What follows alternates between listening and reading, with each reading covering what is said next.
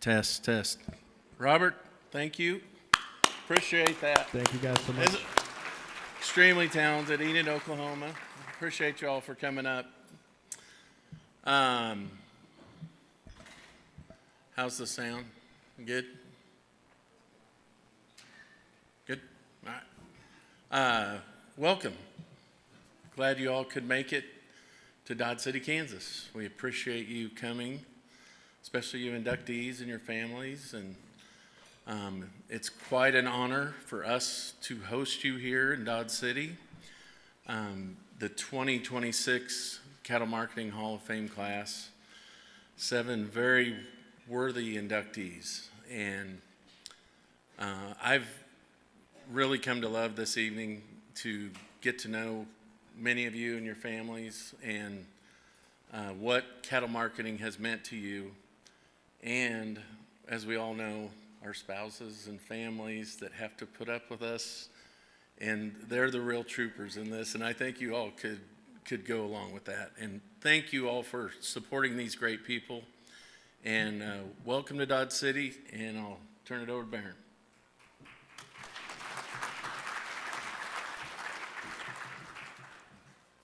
Good evening. Tonight is about celebrating the people who have shaped the cattle industry and recognizing the lasting impacts that they have made along the way. We're so grateful to have so many friends, families, and industry leaders gathered here to honor this year's inductees and share their stories. With that being said, it's my pleasure to introduce our MC for this evening, Michael Grauer.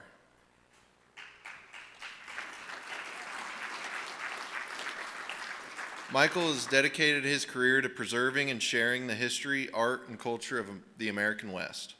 Throughout his career, he has served as a curator, historian, author, and educator, including more than 30 years at the Panhandle Plains Historical Museum and 6 years at the National Cowboy and Western Heritage Museum. Michael has curated more than 160 exhibitions, authored 80 publications, and inducted into the Kansas Cowboy Hall of Fame right here in Dodge City, Kansas, as a cowboy historian in 2021.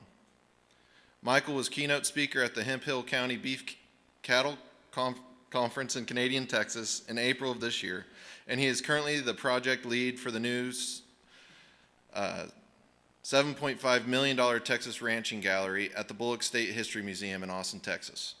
We are honored to have him with us tonight. Please join me in welcoming our MC, Mr. Michael Grauer.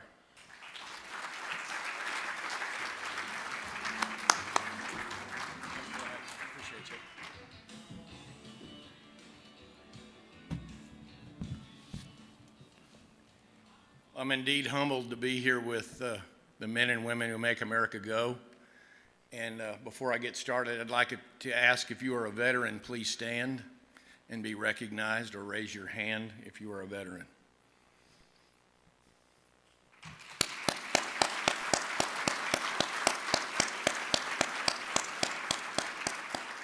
I wear a poppy on my lapel, not only just for World War I veterans and for Veterans Day, but for all veterans.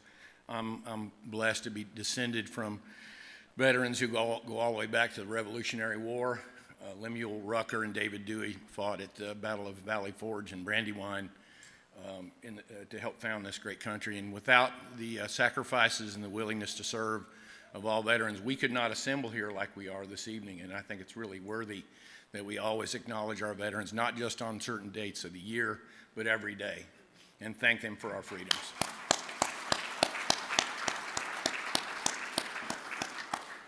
I also, as I said before, I'm humbled by the Winter family to reaching out to me to MC this prestigious event this evening, and as I said before, to be with the men and women who help America go. I'm an historian, and I like to talk, and I like to tell stories, and they said I had 45 minutes is what I heard this morning. I'm not sure what's on their schedule, but I'm just teasing, just a little.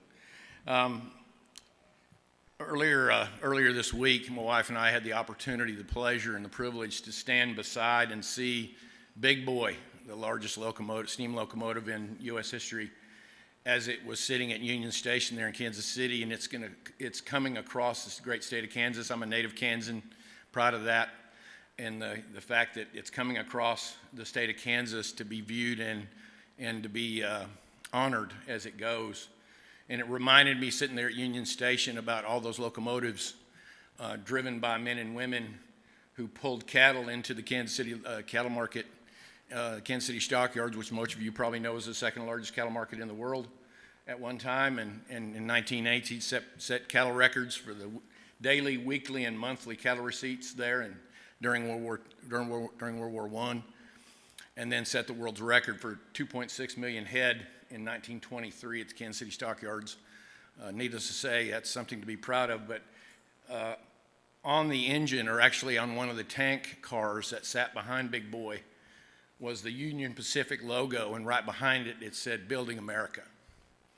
And that's what you folks do, is you build America, and you continue to build America. And that's what we're honoring, I think, tonight. I had two uncles from Marysville, Kansas, who were engineers in the UP, and they helped build America. And my grandpa, who was a signalman and also an iceman on the UP cars back before they had proper refrigeration, get up at dark 30 in the morning and load blocks of ice for fruit cars that came through Marysville on the North Platte route and so on. They helped build America, of course. And the great rail lines that reached here in Dodge City, Kansas, 1872, that established Dodge City as a primary cattle market, and meeting those cow herds that came out of South Texas on the Western Cattle Trail here in Dodge City and went west of town primarily. There were cattle commission agents that came out of Chicago and Kansas City and St. Louis and later on Omaha and so on. But most of those cattle that went up the Western Trail were stocker cattle. They went farther north up into western Kansas and Nebraska and Wyoming, Colorado, both Dakotas and Montana, and even into western Canada.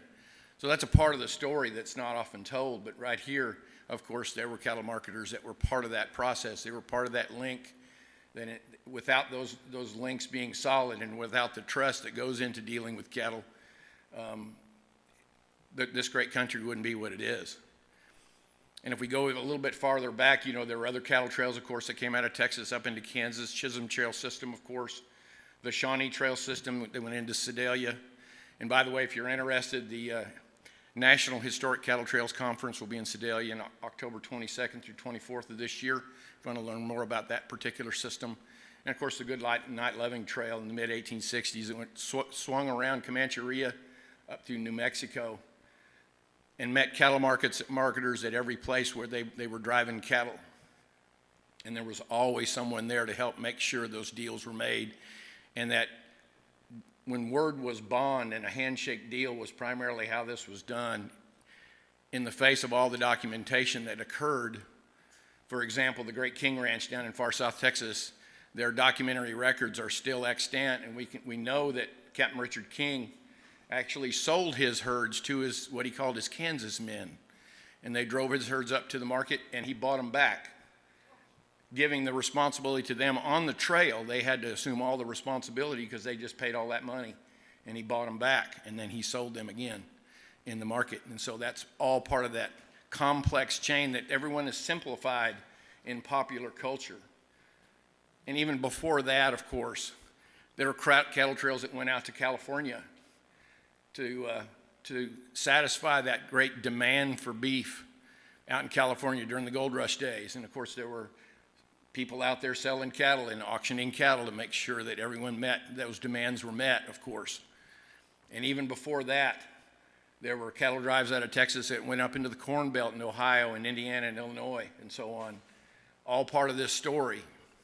And people just like you stand on the shoulders of giants, as do I as an historian, people who came before us who were part of this story. And if we go all the way back to the American Revolution, Governor Bernardo Galvez, for whom Galveston, Texas is named, asked for Texas beef to supply not only his own Spanish troops to fight the British, but also to feed U.S. troops in 1779. So we do have a direct connection to building this country literally from the ground up with beef cattle. Texas ranching is established by the 1720s in East Texas and in Southern California by the 1760s. By the late 1700s, cattlemen, Portuguese and Spanish cattlemen are establishing a market in Hawaii for beef cattle and tallow and hides as it became an international network. I'm not sure most people understand how wide this international network truly is. And right here in Dodge City, of course, the Santa Fe Trail that was mentioned earlier this evening came through here, and one part of the cattle marketing story is work oxen, draft animals who were part of the beef trade. Cattle were brought out of Texas and turned right around and put to yoke and carried goods down into northern New Mexico and then back to Missouri and points beyond. So work cattle are part of that, and they were a big part of the cattle market. So I only have 45 minutes, so we're just getting started. That's the preface right there. But the important thing to remember is you stand on the shoulders of giants, and all of you that I know in the cattle marketing business, you always pay homage to those who came before you. And that's why we pay homage to our great Creator who put us here, and we all answered the call. My particular call is not your calling, but you answered that call to be that important link in that great chain of building America.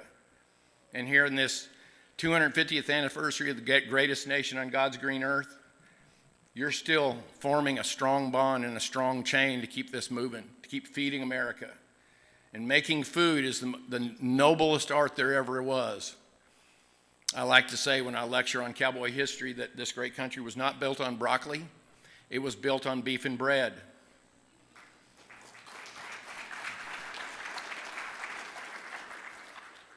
So enough about me talking about this history. That was a little taste.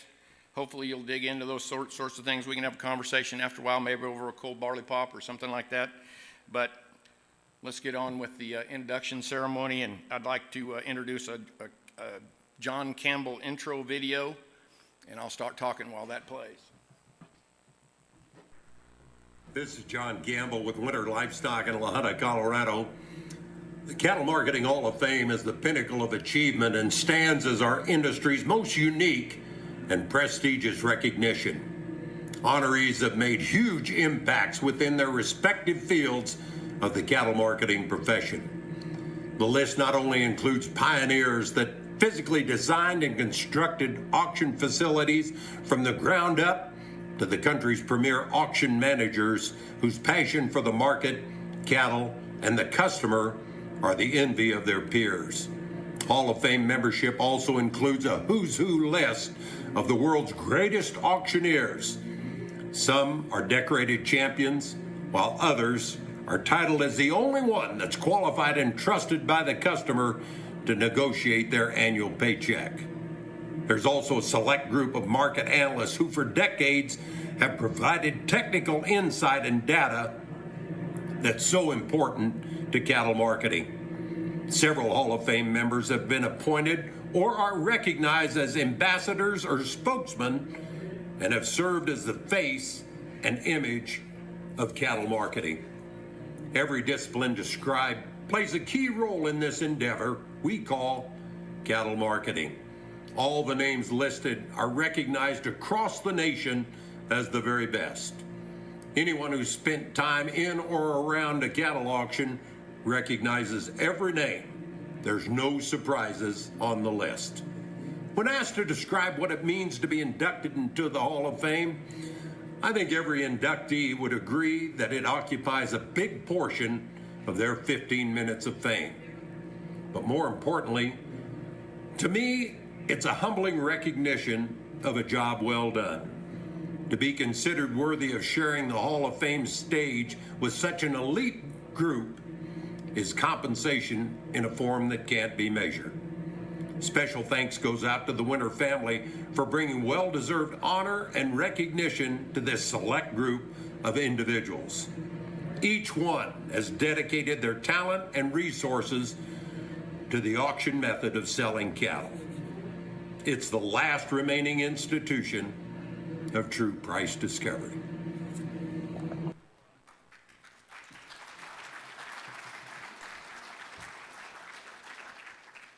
Now we'd like to recognize all our current members in the Cattle Marketing Hall of Fame. Please stand as I read your name. Tom Gilliam, Stockman Livestock Commission. Bill Griffith, Stockman Livestock Commission. Patrick Goggins, Pays, Billings Livestock Commission, Western Livestock Journal, and Western Ag Reporters.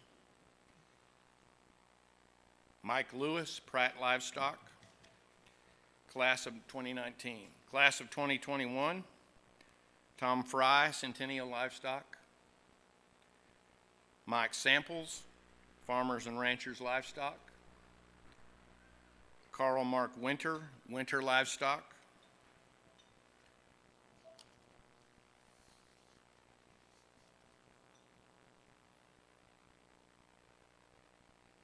Let's introduce our Richard Stober alumni video, please.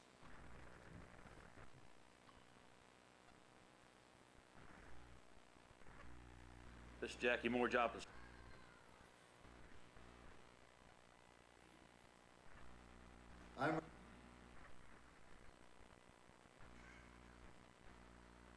I'm Richard Stober, 2025 inductee into the Cattle Marketing Hall of Fame. I've always considered it the ultimate compliment to my 60-year career. I'd like to thank the Hall of Fame and the Winter family for promoting the best form of price discovery, the auction method. Class of 2022, Bill Rodenberger, Stockman Livestock Commission. Whoop. Hold up. Jim Santamasso, Sterling Livestock Commission. Colonel Ralph Wills Wade, legendary and champion auctioneer.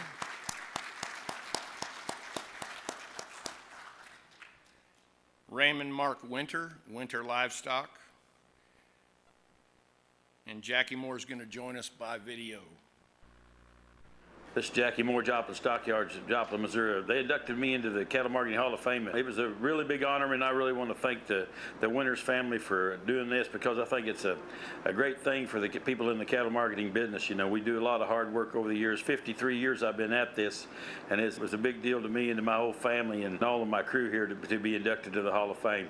I sure want to thank you all and appreciate everything you did for me, and hope I can return the favor someday. Thank you a lot.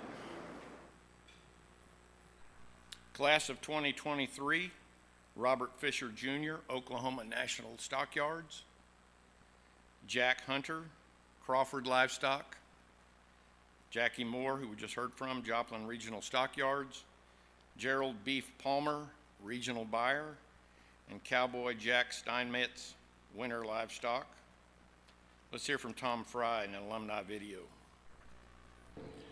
I'm Tom Fry at Centennial Livestock Auction in Fort Collins, Colorado.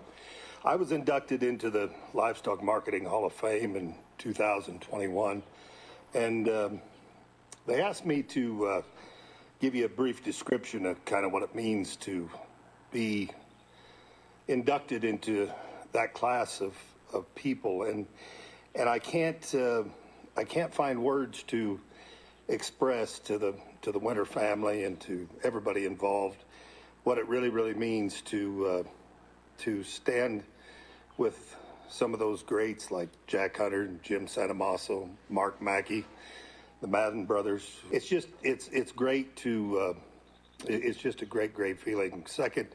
Probably second only to my wife telling me that she'd marry me 40 years ago, and it's lasted this long. And I'm sure that the good feeling, the wonderful memories, the great, one of the greatest accolades that has sure ever happened to me, and being a part, and all of the auctioneer titles that you can win in your lifetime can never compare to being judged by your peers and them truly thinking that you're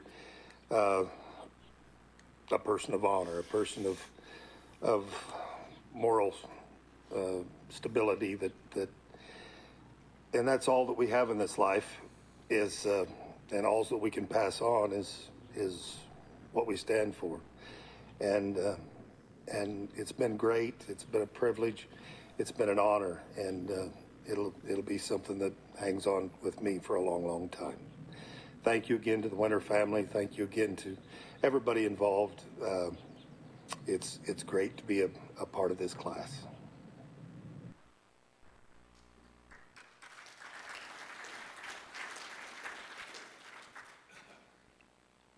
to have a couple of more videos, is that correct? Okay. Okay, gotcha. All right. Class of 2024, Andy Gottschalk, Hedgers Edge LLC, Mark Mackey, Livestock Marketing Association, Sean Madden, Torrington Livestock,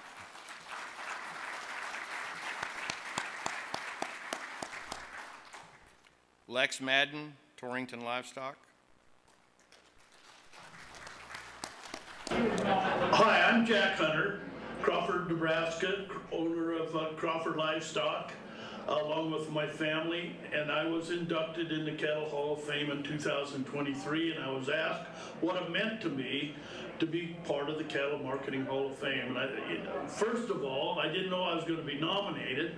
Second of all, when I got inducted into the Hall of Fame, it was such an honor, very humbling to be part of such a great organization and the icons in the cattle marketing business. I just didn't know if I was worthy enough to be part of it, but then I look around and yeah, we spent 45 years helping our customers get the best price they can for their cattle. Truly, one of the most humbling things, and it was a great honor for me also, was being inducted with my good friend Gerald B. Palmer. That was awesome. His family was there. He was a cattle buyer at our sales for 40 plus years. I saw him 2 or 3 times a week, and so that was truly an honor for all our families to be involved in it.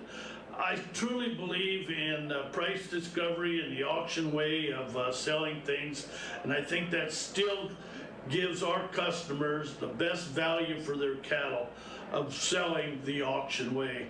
Also, I want to thank Winter Livestock for all the work that they have done in putting this award together. It's just awesome to get all these people from all over the United States that really believe in the auction way of selling things.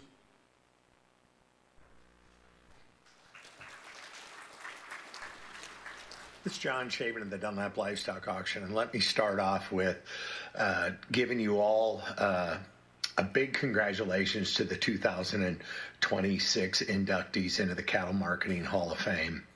The Winter family puts on a first-class show, and with their King of the Ring contest and CattleUSA, and then all the markets that they have, and all the things that they do to promote livestock marketing, the competitive form of auction marketing, and the price discovery that comes with us. What a asset they are to our industry. To be included in last year's class, along with my father, was sure a life highlight, and I thank the Winter family again for letting us be a part of it. Once again, I want to say a huge shout out and congratulations to this current inductee class. When I saw the names on it, they are the who's who in livestock marketing, and great choices, and I feel very honored to be included in that group. Once again, to everybody that's there, sorry I can't be there with you. It's a great show that the Winter family puts on. Couldn't have any more respect for them. Congratulations again to all this year's inductees. Congratulations.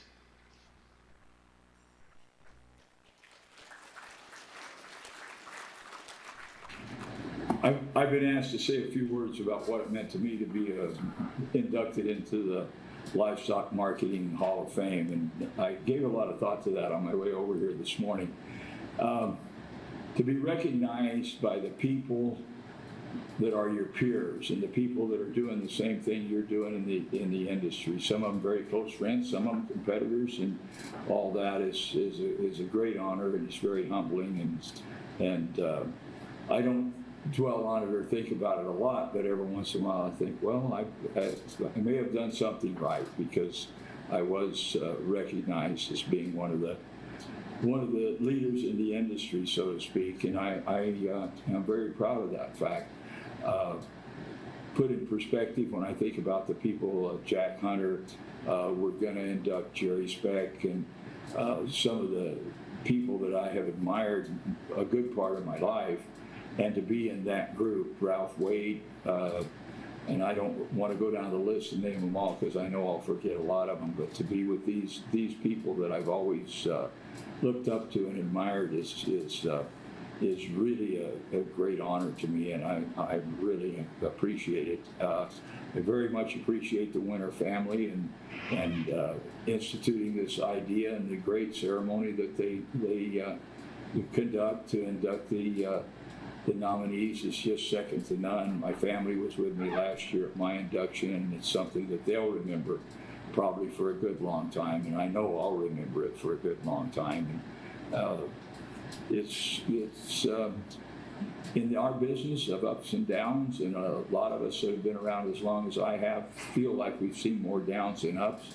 It's really gratifying to know that you recognize for the late night phone calls that you made, making sure you had buyers to buy the cattle that you were going to offer, and the early mornings that the cups of coffee at 4:30 and 5 a.m. that it was really all worth it, and that means a lot to me.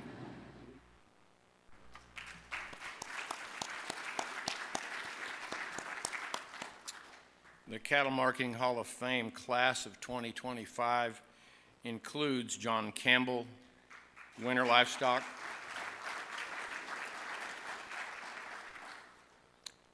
Eddie Nunez, Oakdale Livestock Auction, Ellington Peak, Western Video Market, John Rogers, Western Video Market,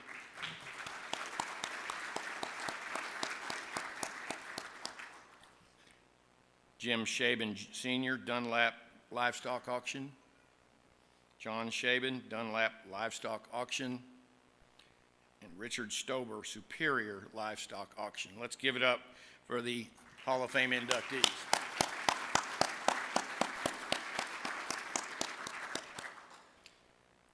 Now let's welcome the class of 2026. To kick it off are some words from an icon, Ellington Peak. What makes a good market operator like you? Just luck. I'm honored. I don't know if I deserved it or not, but I'm honored. And I have moved and sold as many cattle probably than anybody in the business today. We had a good time in Dodge City. It's quite a place to go. And of course, I knew quite a few of the people there. Well, I thought it was great that we won it. Johnny Rogers also won it. And it was a great honor. I'm not an auctioneer, you know, but I do sell lots of cattle. You got to know your sellers, and you got to have guts, and maybe a little showmanship too along with it. I guess that's what makes a good auctioneer. Rick belongs in it. Right now, he's probably at the top auctioneer in the country, within one or two. You know, Rick, he started when he was 19 working for me. He was working the ring in Bakersfield, and I was down there buying cattle. And they had a whole bunch of cows in the ring, and they couldn't get him out, so he ran and jumped on the top of the cows and ran around and got him out. You know, right after that, he started a few times to start with, and then I had him as number one.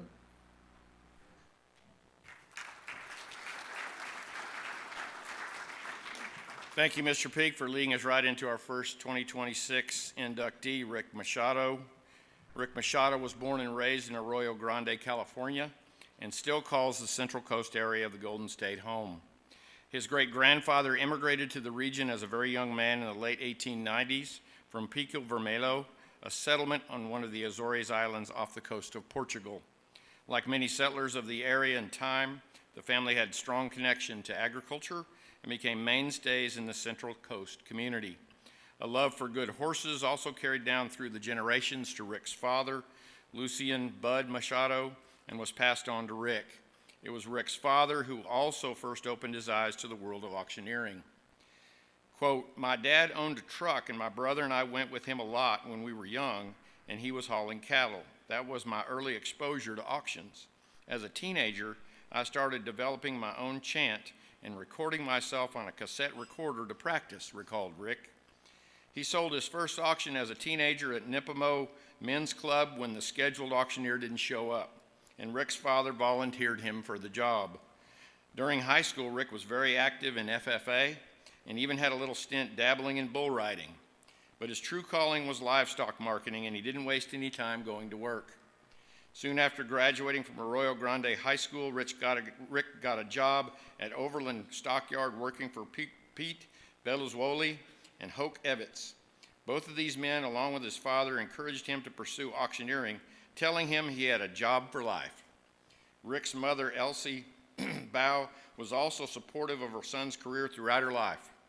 Following their advice, Rick attended auctioneering school in Kansas City. Remembering the experience, he recalled being ranked third out of a class of 180 students and being the youngest student there. He had also never been out of California and had never flown before, but the experience opened a whole new world for a lifelong career. After returning home to California, Rick quickly began working the ring and selling at several weekly auction markets throughout the Central Valley. No stranger to hard work, he paid his dues, not only at the auction yards, but by earning money loping racehorses and cleaning stalls at an area racetrack. A talented horseman in his own right, Rick continues to enjoy and be competitive in team roping. Rick continued to cut his teeth with some of the icons in the West Coast cattle marketing business, including John Rogers, Skinner Hardy, Richard Stober, and of course Ellington Peak. In 1982, Rick went to work full-time for Richard Stober as an auctioneer and field man for Buellton Livestock, working for him for 5 years. Rick credits Richard with being someone who really taught him about the business of trading cattle. Rick competed and won the title of World Champion Livestock Auctioneer in 1999 and is now sought after by some of the most prestigious production sales in the country. He has had a passion for the livestock industry his entire life, running his own stocker, cow-calf, and quarter-horse operations. Since 1997, Rick has hosted his own horse sale, selling consigned horses as well as progeny from his own quarter-horse program with an emphasis on roping and performance horse prospects. John Rogers and Ellington Peak brought Rick on board with Western Video Market in 1991. Working closely with John Rogers, Rick has served as Western Video Market's lead auctioneer for years. Rick is a part owner in the company as well as a lead representative marketing commercial cattle for customers throughout the West. Rick has had an auctioneering career that has now spanned almost 50 years and is still one of the most sought after in the livestock business. He sells approximately 60 purebred sales per year, works every Western Video Market sale, as well as selling numerous charity and fundraising auctions annually. He even makes time to sell junior livestock auctions. It's a trade that Rick continues to be passionate about, citing his love for the excitement of an auction and a genuine love for the people in the industry as what continues to drive him. Let's hear from Rick himself. I'd like to thank the Winter family and all of their team and nominating committees and everybody involved to make this very prestigious award that I don't take lightly. I want to congratulate prior recipients of this prestigious award, as well as all the inductees this year, the 2026 class. I know most all of them. It's quite exciting to be mentioned in the same breath. And so thank each and every one of you for not only the event, but for the induction ceremonies as well. Unfortunately, I couldn't be out there this year. Some circumstances come up which wouldn't allow me to be there, but I will next year. This industry and all of this group of people are just like family, and I think you've heard it said before in this business that we're so very fortunate that we get to work and do business in this circle of people that are so worthy and so honest and have so much integrity, and it's certainly a privilege and an honor to be considered in the same breath. A lot of this didn't come easy, and I wouldn't have it any other way. I'm a first-generation market man and auctioneer. My mother and father inspired work ethic in me at an early age that kept a lot of drive in me and kept me pursuing some dreams. And the auctioneering dream was one of them that come about at a very early age. At 12 or 13, I started playing with that. But a big thanks goes out to my mother and father, who both deceased. I was fortunate enough at an early age to work with some of the best auctioneers and cattle brokers around. My career started in Hanford, California with Hoke Evans, and he was kind of the legendary auctioneer and sale yard operator in Hanford, California, and pretty exciting times to show up there right out of auctioneering school. He was a great asset, and there was other auctioneers, your recipient, Johnny Rogers, world champion auctioneer. It was a pleasure to work for him as well. His Stockman's Market sale, been many decades that I worked there. Skinner Hardy, another recipient this year. I also got a chance to work with him down there at Famosa at Western Stockman's Market. So was able to surround myself by some of the best people in the industry, and that was a very exciting time in my life. I didn't go to college. I guess you might say that college really began for me when I was given an opportunity to go to work for Richard Stover, and he was one of your 2025 recipients, and it was one of the hardest things I ever did, quitting 5 sale barns to go to work for one man, one sale a week. And it kind of felt like at the time that I was going backwards. But as John Wayne said, that was when college really began, because Richard was a mover and a shaker in the industry.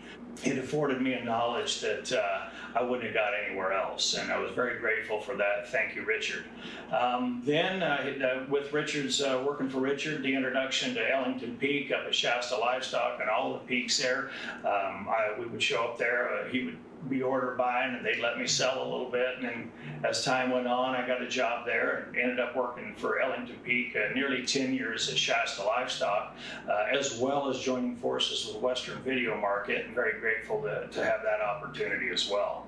I'd also like to give a big shout out to all of my commercial customers that give me the opportunity to market their cattle each and every year in several states. Not only the commercial cattlemen, but the very prestigious seed stock operators that I work for. I get the opportunity to sell an awful lot of purebred sales, both bull and female sales throughout the course of the year. And for all of those people to trust me with their product, it's quite an honor. It's really those folks that have kind of made this award come to fruition. So thank each and every one of you from the bottom of my heart. Good luck to all the contestants tomorrow in the King of the Ring.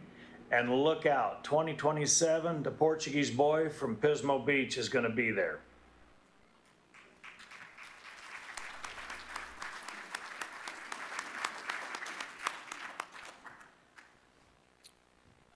Please help me welcome Jay Nordhausen, who will introduce our next inductee, Dwayne Mays.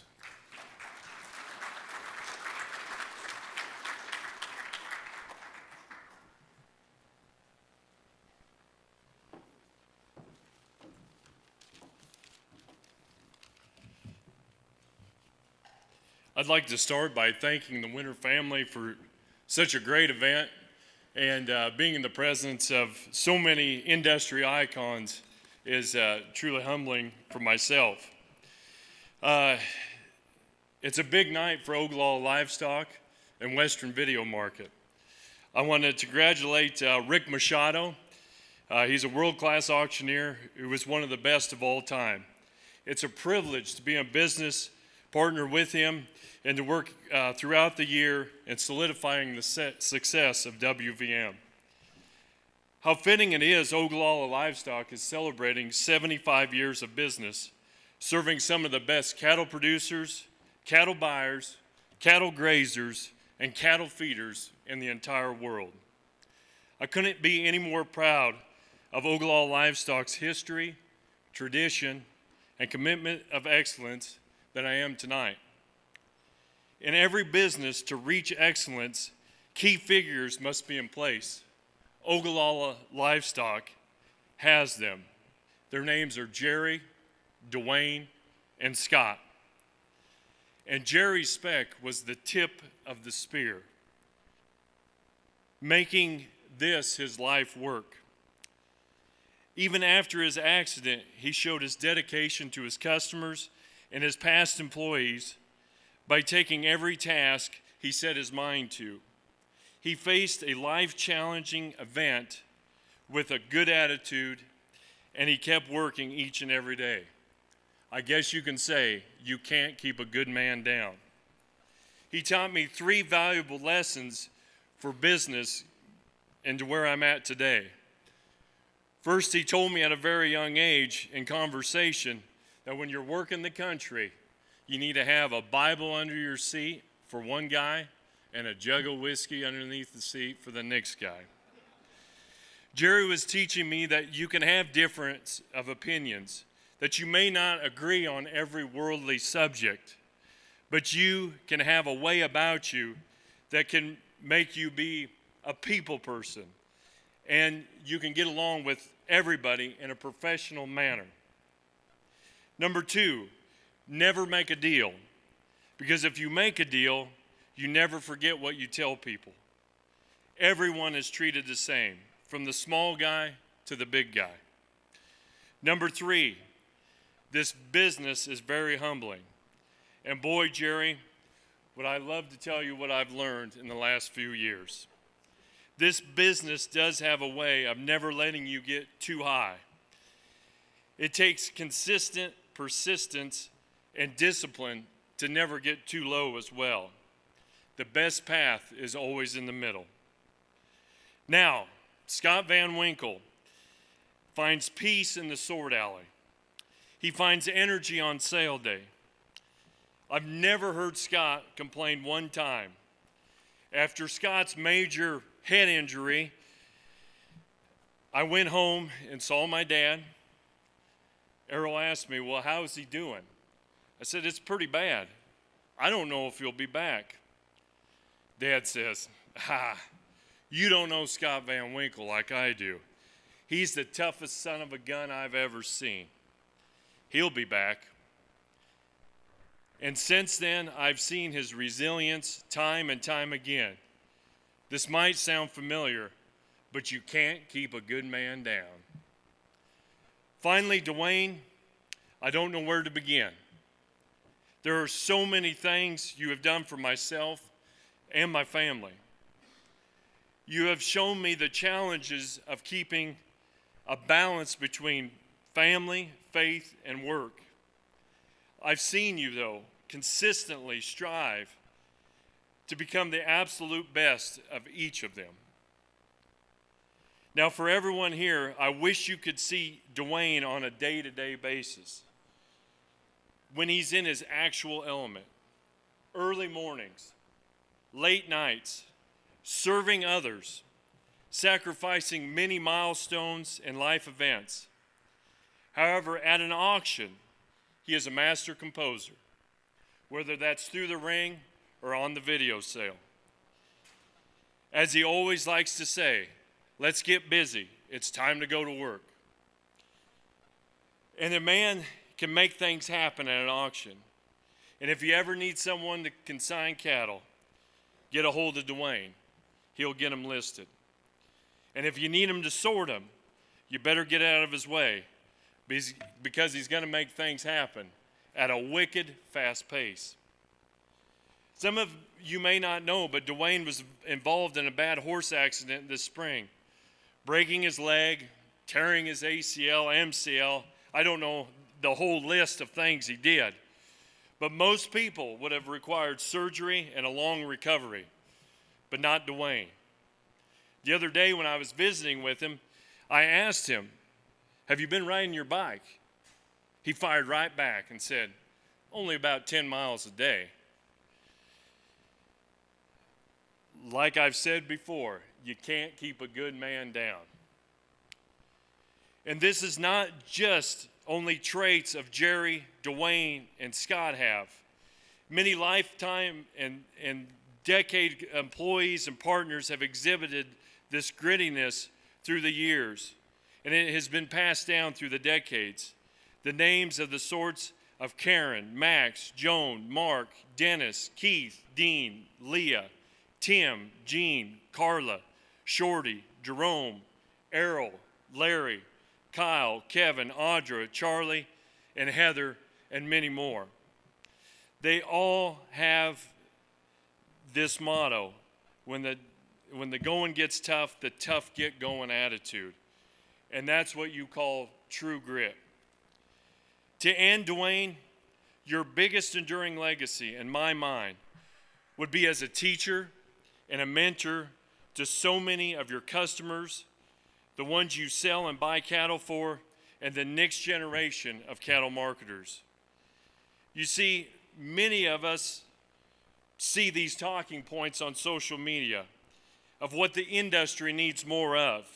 We need more young producers in agriculture. Dwayne does not talk about it, he lives it. Dwayne takes action. Dwayne gets busy. Right now, he is mentoring many young men and women in the business that are actively involved, such as Marty, Justin, Tucker, Shelby, Adam, Lance, Elijah, Sam, Trent, and Cody. And I really can't keep track of all of them because I know there's more. Your knowledge of the cattle marketing will not just last a lifetime, Dwayne. It will last many lives over, because what you have taught us, we will teach the next generation. Dwayne, you have fought the good fight. You have ran your race. You have kept the faith. And now I'd like to introduce Dwayne Mays, 2026 inductee into the Cattle Marketing Hall of Fame.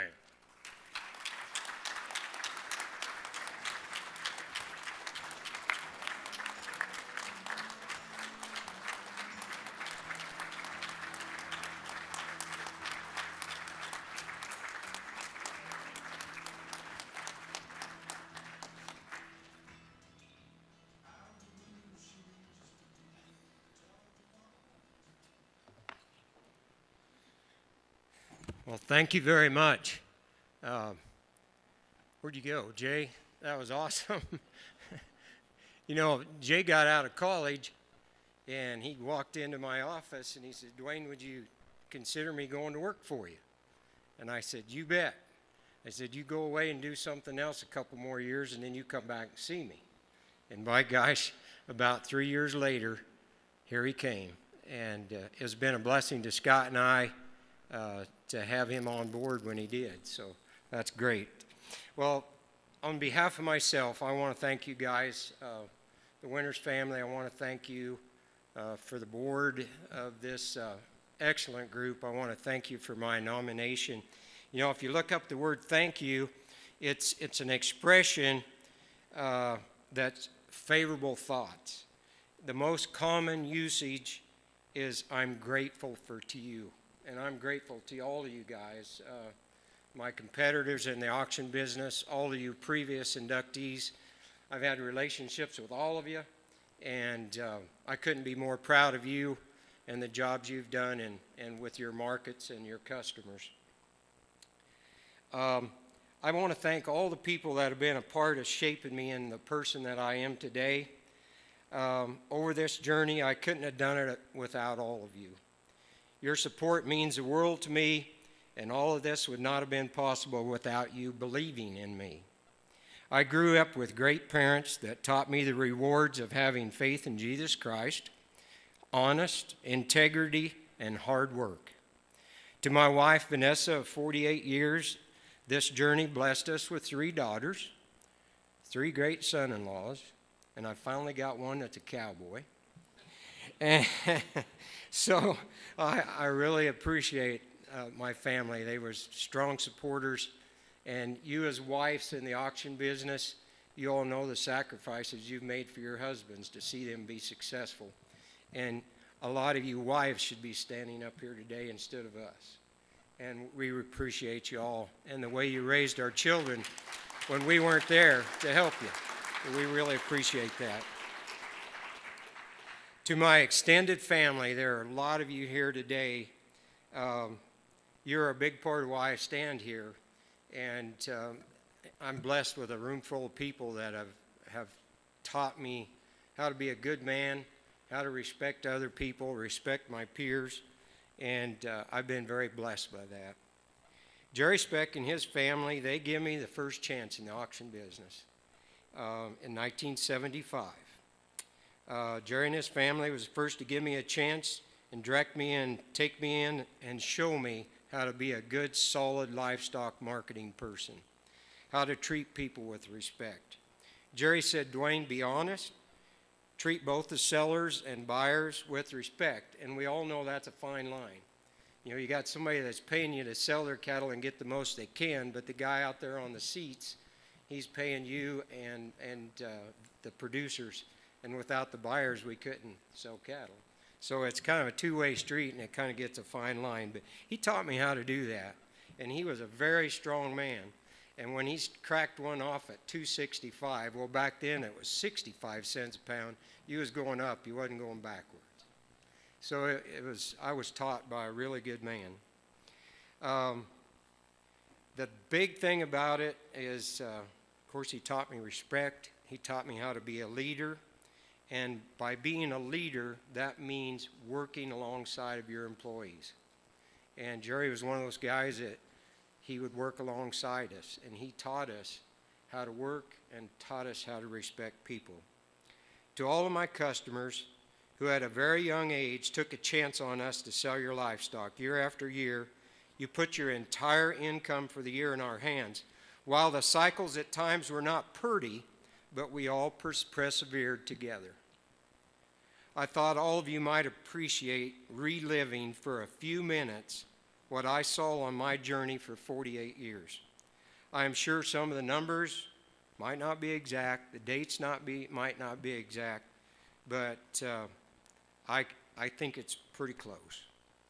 The era of the 1970s, we can all relive through them. It started out awesome, but were short-lived. The steers you bought in the fall of 1973 cost as much as the yearlings you brought to town to sell in the fall of '74. Thanks to President Nixon for putting a freeze on beef. If you've survived and was able to buy back, you made it all back the very next year. Already we've learned perseverance is how you stay in business. The 80s, wow, this was an opener, an eye-opener. We started out with 19% interest. Land values were retreating, banks were calling in notes, dreams of many were slipping away. The 90s, we saw more challenges with Mother Nature's droughts. Late springs blizzards were terrible in our area. Remember the spring of 1996, we saw fed cattle selling for 45 to 50 cents a pound, and I think it was the first time in my life that I remember feeder steers bringing less.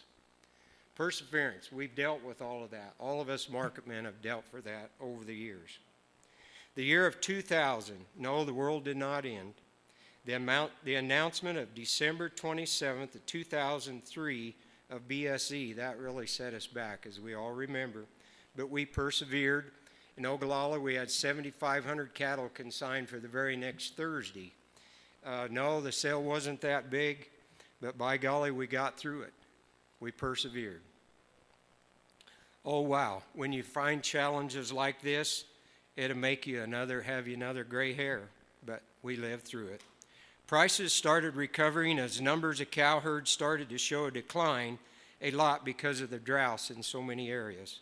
Fed cattle sold for $85 to $1 a pound with an average around 90 cents. Steer calves up to $130 and yearlings up to $105. 2010 through 2020, some would say, can we go back and skip 2015 and 2016? One of the worst droughts was in 2012. We sold cattle all summer, which again was decreasing the cow herd and any expansion that was taking place. We had the smallest cow herd since 1950. Fed cattle prices climbed to $147 in the spring of 2015. Prices on the summer video sales were at record levels. We all remember those cattle when they delivered to us. They were $500 to $700 high. Fed cattle fell to $1.15 to $1.20 real quick. Again, if you could weather the storm, buy back your loss, if you think about it, these 10 years we experienced some of the most rewarding times as well as some of the most economic bad times. We finished the decade off with black swans like the Tyson fire, start of COVID in 2019, and record box beef prices. 2020 to present, we have been in the steepest and most sustained bull run in record history, driven by multi-year liquidations that have left the beef herd at its smallest in 70 years. Whoever thought we would see $4 to $7 calves? And fed cattle soaring to highs of $265. More probably, if we did well on the grid, you got more. You might have reached the $270, $280 figure. Feeder steers over $4 a pound. I hope I didn't put you to sleep with all these statistics, but wanted to stress to all of you, past inductees and present inductees, that have experienced these good and bad times, it has taught us to be better leaders and better in our industry. Through our experiences, we can tutor the next generation to have grit, determination, and to succeed in our fast-growing business. To my fellow inductees, I congratulate all of you. All of you are men I've looked up to in my life, men that I've made that call to many times for words of wisdom that freely shared, men that have been givers, not takers. Skinner Harding's not here tonight, but I went to auction school in 1996, and I went to Rouse Auction School, and Skinner was one of the instructors there. And Skinner was a man just like us here today. He said, importance of taking care of your customers, learning about their families, keeping a record of their kids' names, so when you show up at the place, you ask about them and show you care for them individuals. Ken Jordan, I met you for the first time tonight, but I feel like I've known you. I've sold cattle there. The Teague family sells cattle there, which is one of my partners. And you probably didn't know it, but Jim Winchell and Dan Cryer and I are very good friends. And you've sold them a lot of cattle, right? So it's a small world. We're a family, is what we are. We might live thousands of miles apart from each other, but we're a family. Rick Machado, what can I say other than you are an awesome auctioneer, but your lifetime of building relationships with cattle and horse customers is probably more rewarding than the gold buckle that you wear. I have known you since 1992, Rick, when we first joined Western Video Market. I love to work with you, and I love to work the phones because we could rock and roll when you were selling. And yes, Rick, you proved to me, Western Video Market proved to me that you could sell Texas yearling heifers, and you did a heck of a job. Thank you. Jim Odell, Jim, we've been in competition since the 1980s, and I know both of us have the greatest respect for each other, and we always have. You were the pioneer of video marketing. You had a vision for seeing the need for such a way of marketing cattle that were long distances from any livestock market. Yet, you still believe in the brick and mortar markets. You are a man of strong faith and someone I will always look up to. Jerry and Scott, you were my partners.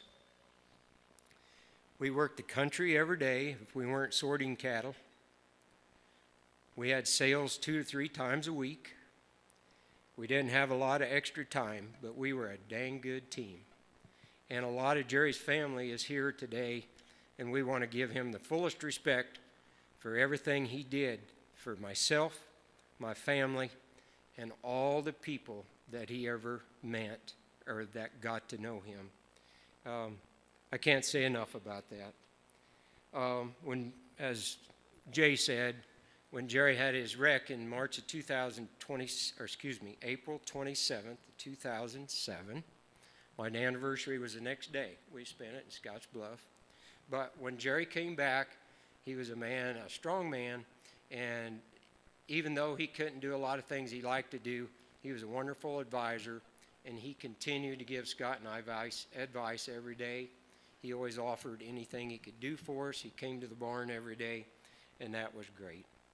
Scott, you were a partner for many years and played a role in markets that many people from the outside did not see. You have been with Ogallala Livestock 53 years. And there's probably not a lot of other people that are active in the business today that have been there that long and still doing it at the way Scott does. And he has earned a lot of respect. He has a family of customers that reaches from all over western Nebraska, Colorado, Kansas, Wyoming, and South Dakota. And that's an awesome, awesome thing for Scott to have that many people that he has taken in. And there's nobody that would give more attention to the cattle than he did for his customers. And you need to be commended for that, Scott. The Winters family, yes. The Winters family, it's so awesome that you've put on this event and that my wife and I have been asked to be a part of it. It is such an honor. I quote a phrase I wrote in my bio. It is such an honor to be recognized with so many men and women who I've looked up to all of my life. I leave this with you, which sums up so much of what I believe. Proverbs 22:1 says, "Choose a good reputation over great riches. Being held in high esteem is better than silver and gold." God bless you all. I love you.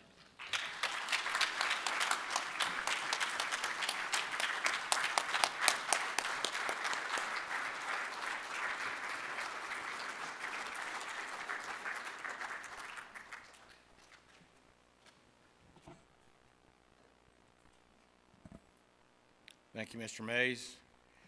Please welcome to the stage John Rogers to introduce H. Skinner Hardy and accept the award on his behalf. Mr. Rogers.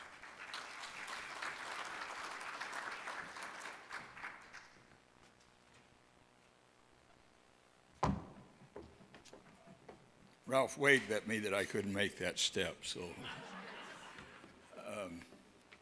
You know, last year I had to go first, or I got to go first. This year, I got to follow Dwayne Mays. Thank you, Winter family. We're here to honor a man that in California was an icon, and probably across a lot of the rest of the country was an icon.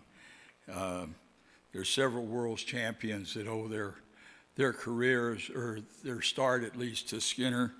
One of them being our friend Rick Machado, Max Oliveira, myself. And there's a young guy out there that we hope someday will be a world champion that has idolized Skinner since he was just almost an infant, and that's Michael Imbrogno, who's doing a great job. And Skinner is a leader, and we talk about, everybody talks about, I don't think any of us, we want the rewards in a monetary way, but the rewards of doing a good job for a customer and having somebody come up, like I got a text the other day, "Oh, you did a good job on those steers." And I think that's almost as good as gold. I know it's what makes Ellington click. It's what makes me click. I think it's what makes a lot of us click. And that was Skinner Hardy every inch. I went to work for Skinner, I think I was 22 or 23 years old, and it had always been my dream. The first time I saw him, I was had a project calf sale in Bakersfield at the old yards. And when I say old yards, I mean they were 19 teens models. And I sat and listened to Skinner, and he had this big, powerful voice, and he had this dancing kind of rhythm. And he just made you want to be an auctioneer. And I was about 14 years at the time. At 22, I went to work for him and thought my dream had come true. Back in those days, I think most market people, we traded a lot of cattle. We really did. You go to the country and try to get a guy to consign them, and if he wouldn't consign them, you bought them.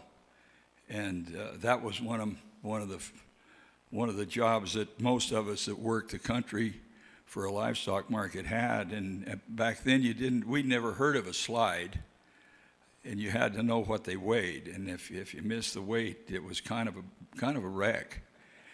And I had a few wrecks.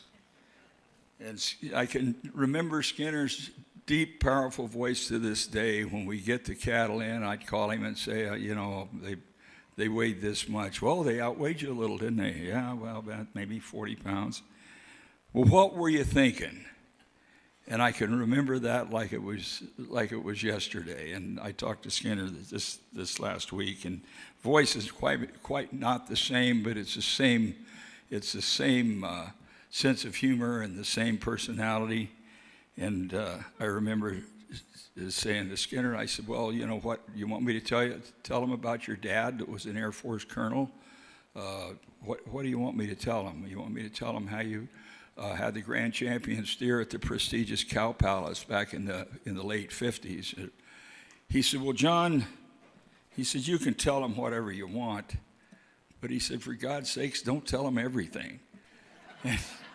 And that was, Ralph knows, that was Skinner's sense of humor. And he was almost, my dad says, there's a lot of kid in Skinner Hardy. There's a lot of little boy. And I saw that seldom, but I did see it. What I saw was a stern taskmaster. And he reminded me, these are these people's livelihood. This is how they make their living. And you owe it to them to be at your best and to do your best. And I never forgot that. I carried that with me all through my time at Visalia Livestock or Stockman's Market, and I carried that with me when along with Ellington, we founded Western Video Market. And Skinner Hardy is part of my life. He always will be. He's part of almost every cattleman in California's life. Almost everyone did business with Skinner at one time or another, and he was very, very loved and respected. And what is really frustrating to a young guy, once I got a hold of my own market and was operating 60 miles away from a guy that I had admired forever and thought was absolutely the best auctioneer in the world, and he really was. And I could solicit a guy's business for a year.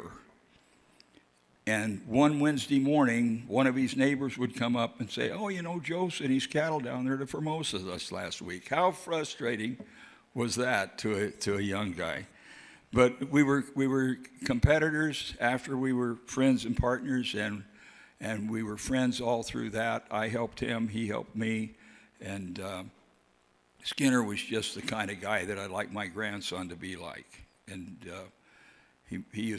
I used to call it the Bible. Skinner made his sale order, and I did too at my market. And you better be correct. You better not have a 7-weight mixed in with the 5 weights, and you better not, you better get him in line. And he did that, carried that sale order with him every Monday in his pocket. And when he opened that gate, there better be something walk in there. And if there wasn't, it became an incident. It really did. There was a door going out, a little catwalk that went to the back. And if they opened the gate, maybe they had the cattle out of sale order, it was empty and nothing came in. Skinner could hit that door like a rocket ship, and he was back there. And the next thing you know, everything was back to running pretty smooth. He was kind, compassionate man, but he was a tough taskmaster, and he did a good job for the people entrusted him with their marketing needs. And there probably won't be another one quite like him. I know I'll never have a mentor or teacher or friend like Skinner. And my grandfather was a school teacher, and he always said, if you're a good teacher, it's a lot of work.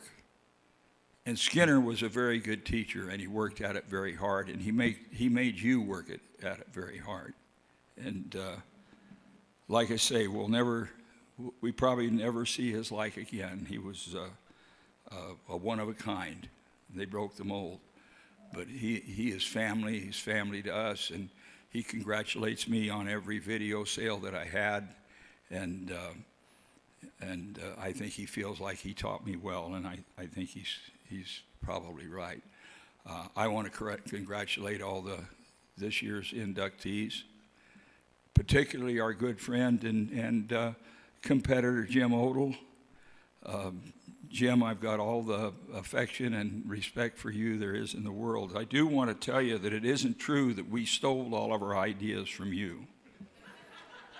We only stole the good ideas that you had. But congratulations to you. You changed the livestock industry. Our friends and colleagues from Ogallala, I love you all. It has been a pleasure to do business with you. Dwayne Mays, that was a great history of the livestock market. And as I said, us old fellows have seen the ups and downs, and we think we've seen more downs than ups. And maybe that's changed. Anyway, thanks to the Winter family. I enjoy this very much. Maybe next year I could go third or fourth. And I appreciate it very much. I love you all. Thank you.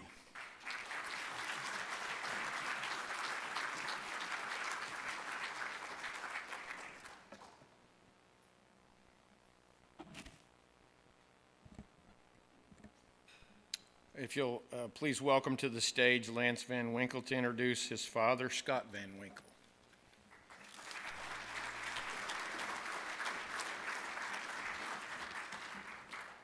Good evening. I'd just like to thank the Winter family and everybody that put this on. What a awesome thing to honor these guys. My dad, he's a simple man, so I don't have a lot prepared, but he wouldn't like it any other way. He was born April 5th, 1954 in Genoa, Nebraska, to George and Neola Van Winkle. Scott and his siblings with a big family, 7 brothers and 1 sister. Grew up on a family farm with daily operations and chores.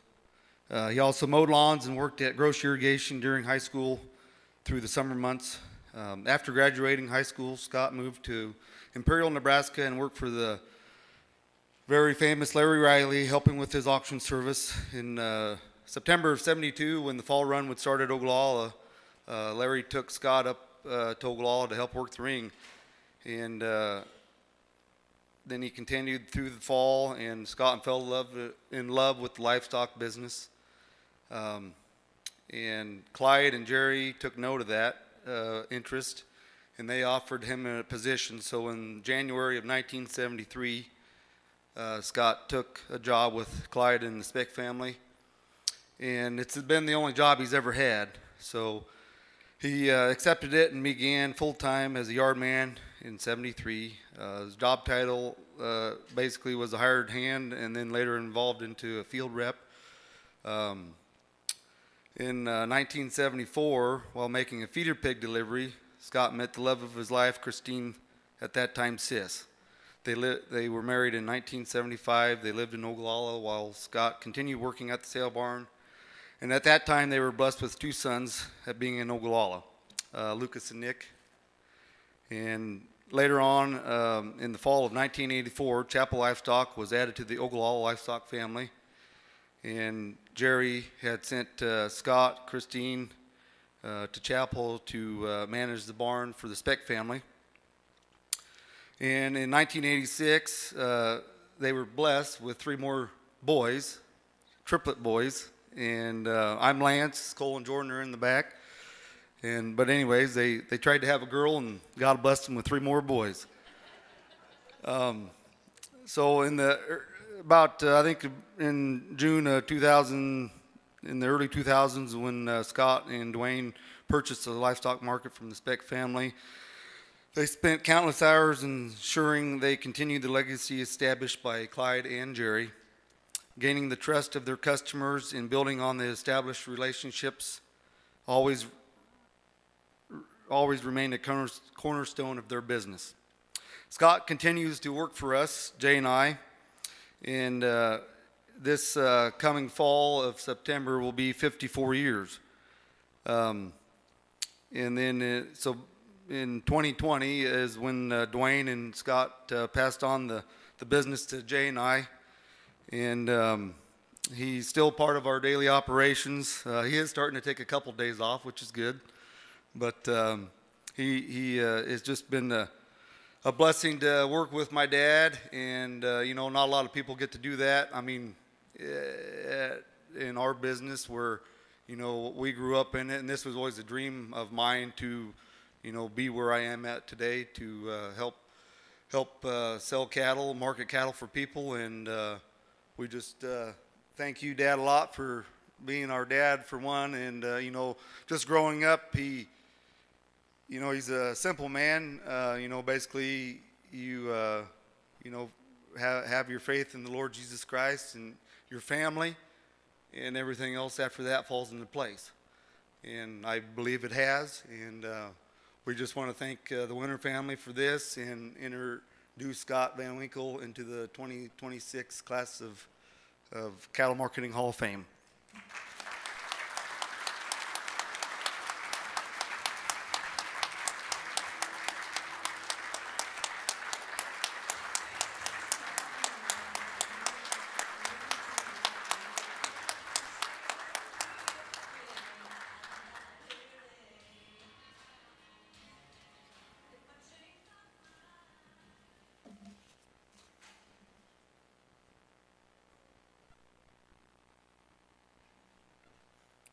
Any words, Mr. Van Winkle?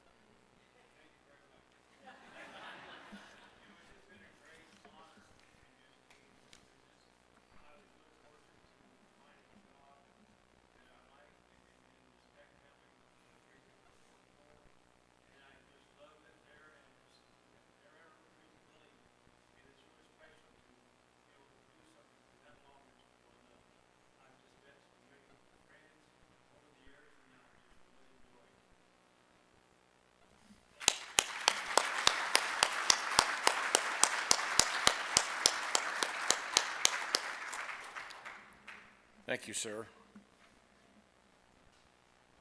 Our next inductee is Ken Jordan.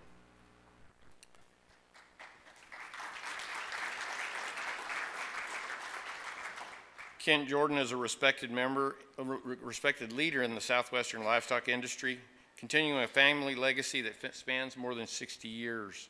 His work, both in agriculture and public service, reflects a lifelong commitment to the success of the livestock industry and the future of rural Texas. He is a second-generation owner and operator of Jordan Cattle Auction. He combines traditional values, integrity, customer service, and sound business practices with a forward-thinking approach that has helped modernize cattle marketing in the region. Jordan Cattle Auction operates in San Saba and Mason, Texas, hosting weekly sales at both locations and marketing approximately 150,000 head of cattle annually. The sale is known for its large specialized sales, including replacement female sales that often exceed 3,000 head, along with stocker and feeder sales, premium wean calf sales, and select registered bull offerings. Under Ken's leadership, the livestock market has embraced technology through a strong digital presence, social media marketing, and live internet bidding, expanding market access for customers and buyers alike. Ken also owns and manages Jordan Ranching, Jordan Cattle Company, and Jordan Bulls, with ranching and livestock operations across Texas. In addition, Ken and his family also own and manage Harry's, a unique Western store in San Saba, Texas.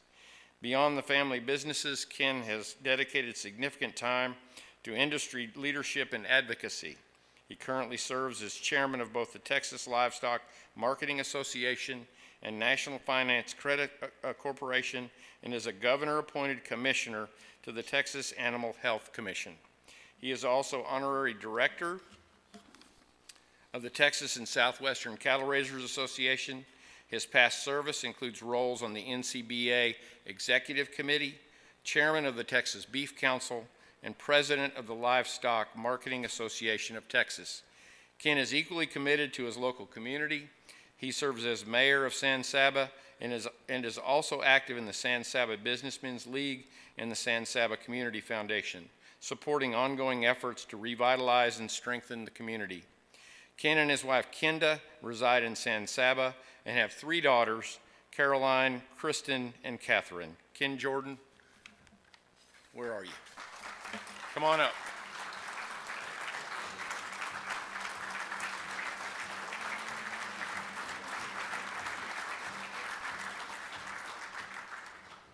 I've never seen a mic like this that says talk loud. So I've never seen that, but my voice carries pretty good. I'm at the block most every day at our auction. And I just want to tell you, Michael, appreciate your introduction. I want to thank you all for being inducted to the Cattle Marketing Hall of Fame. What an honor it is. Someone told me, I guess that means you're getting old. I said, no, I'm getting mature, I think is where I am. But no, it's quite an honor. And to see the other 6 folks that have been inducted tonight, it's an honor to be in that class. Also an honor to be a part of the inductees of the previous classes too. I know a lot of those folks have been a part of them through different associations, and just proud to be able to be involved in that group. Just a brief deal about my family. We've been in over the marketing business for right at 72 years. My dad started out in the early 50s auctioneering. His dad was a registered heifer breeder. He went back home after 1 semester of college and thought he may be in the registered business, and it was just way too slow for him. He wanted something faster, quicker, so he began to auctioneer and started auctioneering in the early 50s, started about 4 sales a week, then went to 6 sales a week and continued that all the way up until 1973. We had the opportunity to buy a market up in Junction, Texas, out in kind of southwest Texas, that had not been operated for a number of years. And so we took I was in high school at the time, a wild chance to see if we could move that market, make it come back or whatever. And we started out with sheep and goats and cattle on the same day on Fridays. And we would sell sheep and goats first, and then we'd sell cattle. Our problem, we got into our sheep and goat business grew to where we couldn't start our cattle till maybe 6 o'clock in the evening. So we went to 2 different sales, cattle on Friday and sheep and goats on Monday. And to kind of understand, the industry has changed a lot in that deal. But we had a lot of Angora goats around Texas during that time frame. The mohair program that was out there, and a lot of ranchers used these goats to clean the brush up and everything else. And one of the things I remember, and maybe that's why I did not get in the goat business after that, our largest sheep and goat sale we ever had, we had 24,000 Angora goats at one sale. And that was a 24-hour sale. We started at 8:30 in the morning, and we got through 8:30 the next morning. And at that time, a lot of the ranchers in the area, and we're talking about a 400 or 500 mile radius that we draw from, it was nothing for them to bring in 1,500 goats, 600 goats, and it was nothing to sell a draft of maybe 500 goats in one draft. But that industry has changed dramatically. My dad and mom at that time, they sold the facility to a partner they'd brought in the early 80s.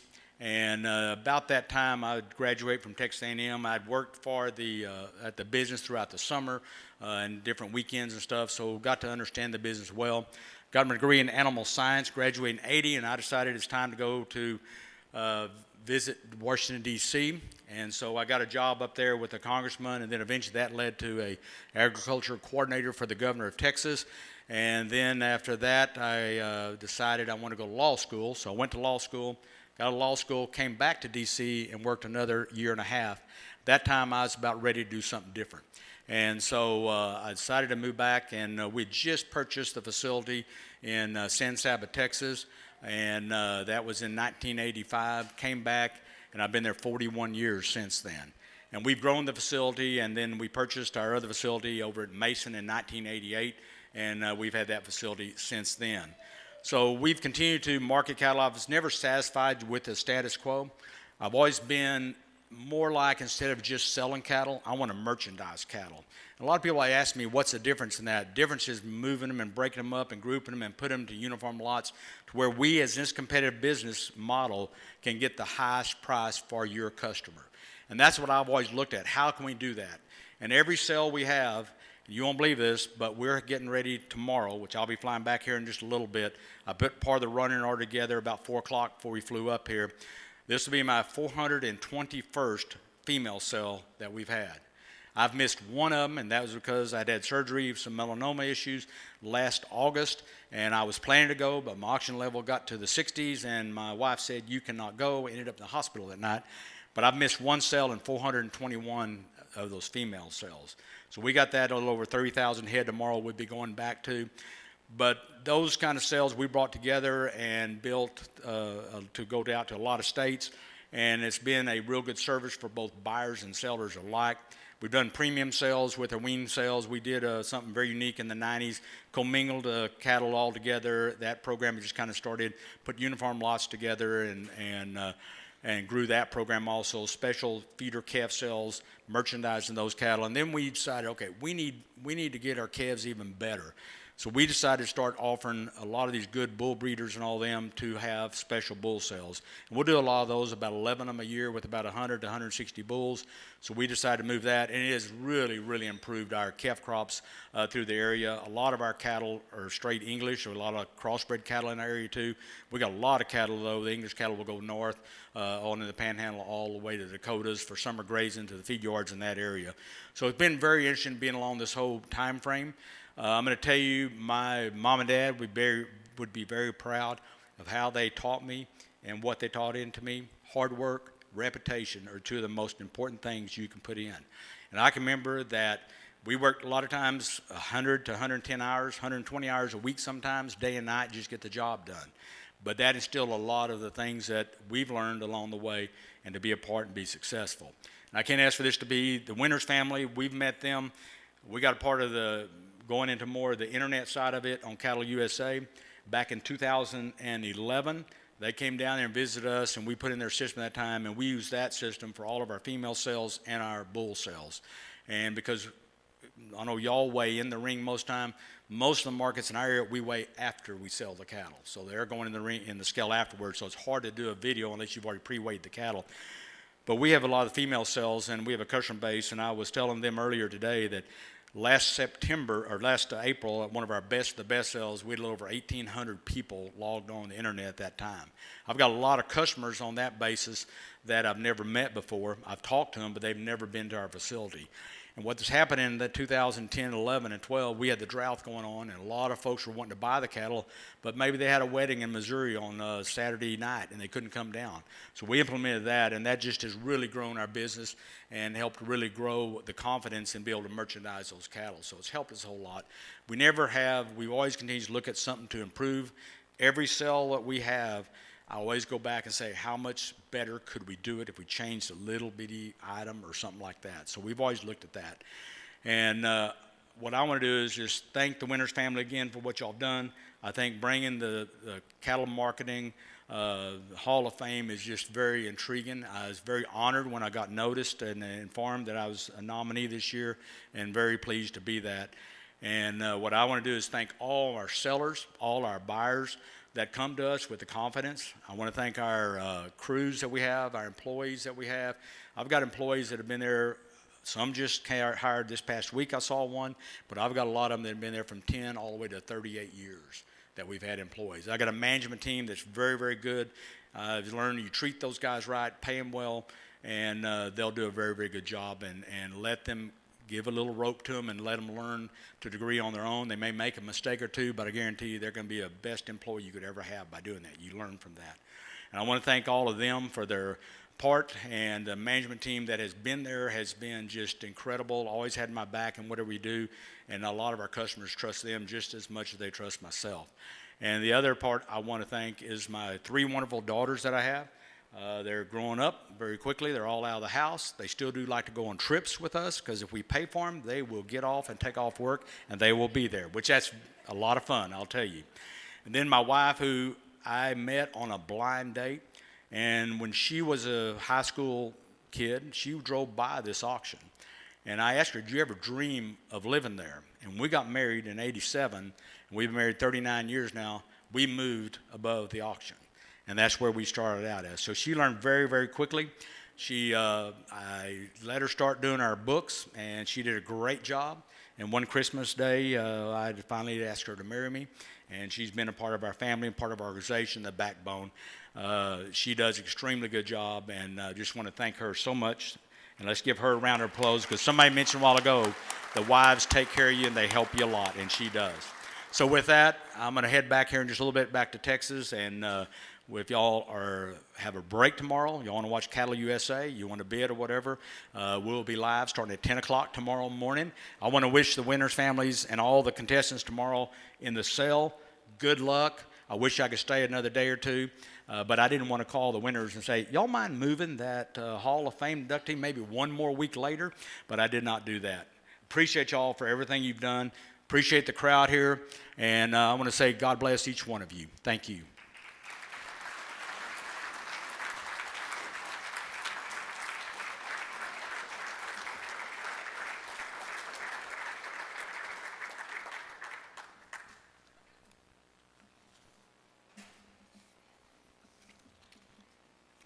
know, they told me to stay on script, but, you know, I keep hearing about innovation and all kinds of different things. And I spent a good deal of my life in West Texas and most recently had the opportunity to go eat dinner at the Sale Barn in San Angelo, Texas. And everybody knows the best food in town is always at the Sale Barn. But it was a curious thing because there wasn't anything in the pens but goats there in San Angelo. And I'm reminded of what Mr. Jordan was just talking about in West Texas. You know, you send in goats to clean up the mess. I've also worked in Washington, D.C., and it's something occurred to me that perhaps we could consider is to send goats into Washington, D.C. to clean up the mess. And after they clean up the mess, we can sell them all off, right? And have a big goat sale and be done with it, and everything's all set, reset. Anyway, you know, your mind whirls when you're sitting on the stool over there. Anyway, please welcome to the podium Mark Speck to introduce his father, Jerry Lee Speck. Mr. Speck.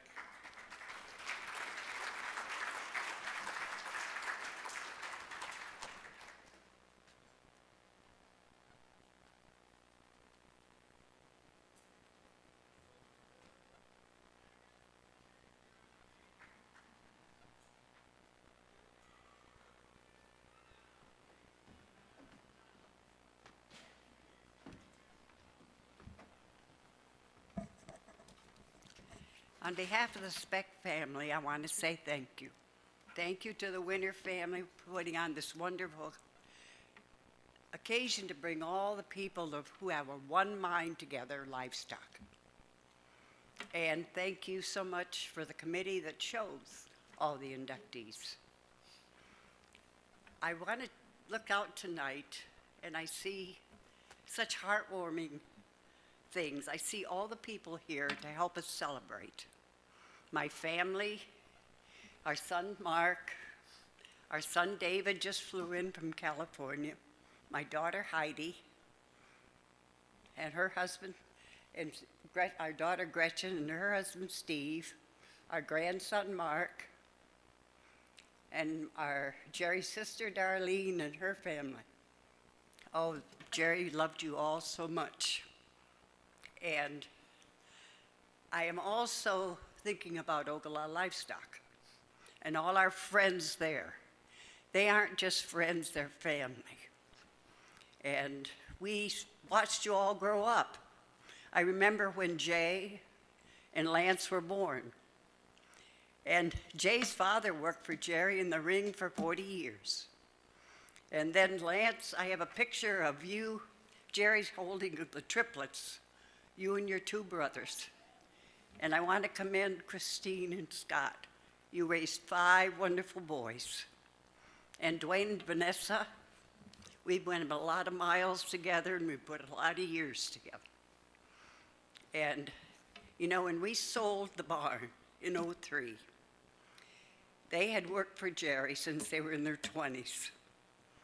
And he came home one night and he says, you know, Joan, I could go down the road and sell it for more money. But he says, I'm not going to have somebody ruin our reputation.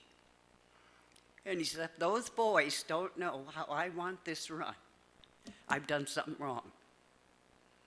If Jerry was here tonight, he'd be so proud of his family, so proud of Ogallala Livestock. And I was always proud to say I was Jerry Speck's wife. Thank you. I'll turn it over to you.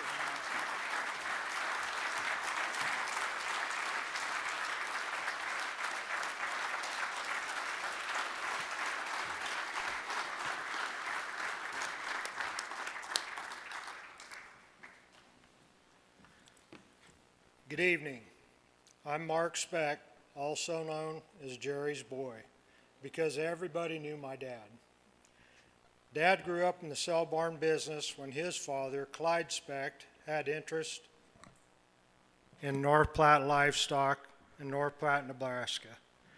In 1951, when Dad was 15 years old, his family moved to Ogallala, where Grandpa bought the Ogallala livestock. Dad grew up in the yards, often skipping school on sale day.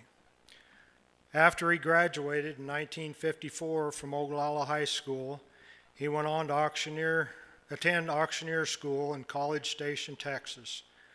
Dad told me when I graduated he would give me a choice of what I wanted to do because he never had a choice. After auctioneer school, his dad Clyde handed him a whip and a pitchfork and said, "You will be attending the University of Ogallala Livestock." And honestly, I don't think Dad ever wanted to do anything else. He loved everything about the sale barn. Dad started at the bottom and worked his way up in the family business, from shaking hay, cleaning pens, repair work, or whatever needed done, gaining the respect of his co-workers and customers on the way up. As Dad got older, he gained more and more responsibility. He learned to sort, he auctioneered, and eventually managed the yards. Dad served in the Army, stationed in Olympia, Washington from 1958 through 1960. When he came home, he resumed the position he had when he left and also started learning more about the business side of Ogallala Livestock. He helped Grandpa more with the phone calls, country visits, buying and selling. Dad really had a sense with cattle and dealing with people. Dad's sister, Karen Campbell, began helping out in the office while she was in high school. She decided bookkeeping would be her career. Grandpa always thought experience was the best teacher. So she also began attending the University of Ogallala Livestock following graduation. She soon became office manager and worked beside Dad every day until her passing in 2004. Dad and Karen had a special bond and working relationship. Dad's mother, Beulah, managed the cafe at the sale barn for nearly 30 years, retiring after her 80th birthday. She was small in stature but ran the cafe with a heavy hand.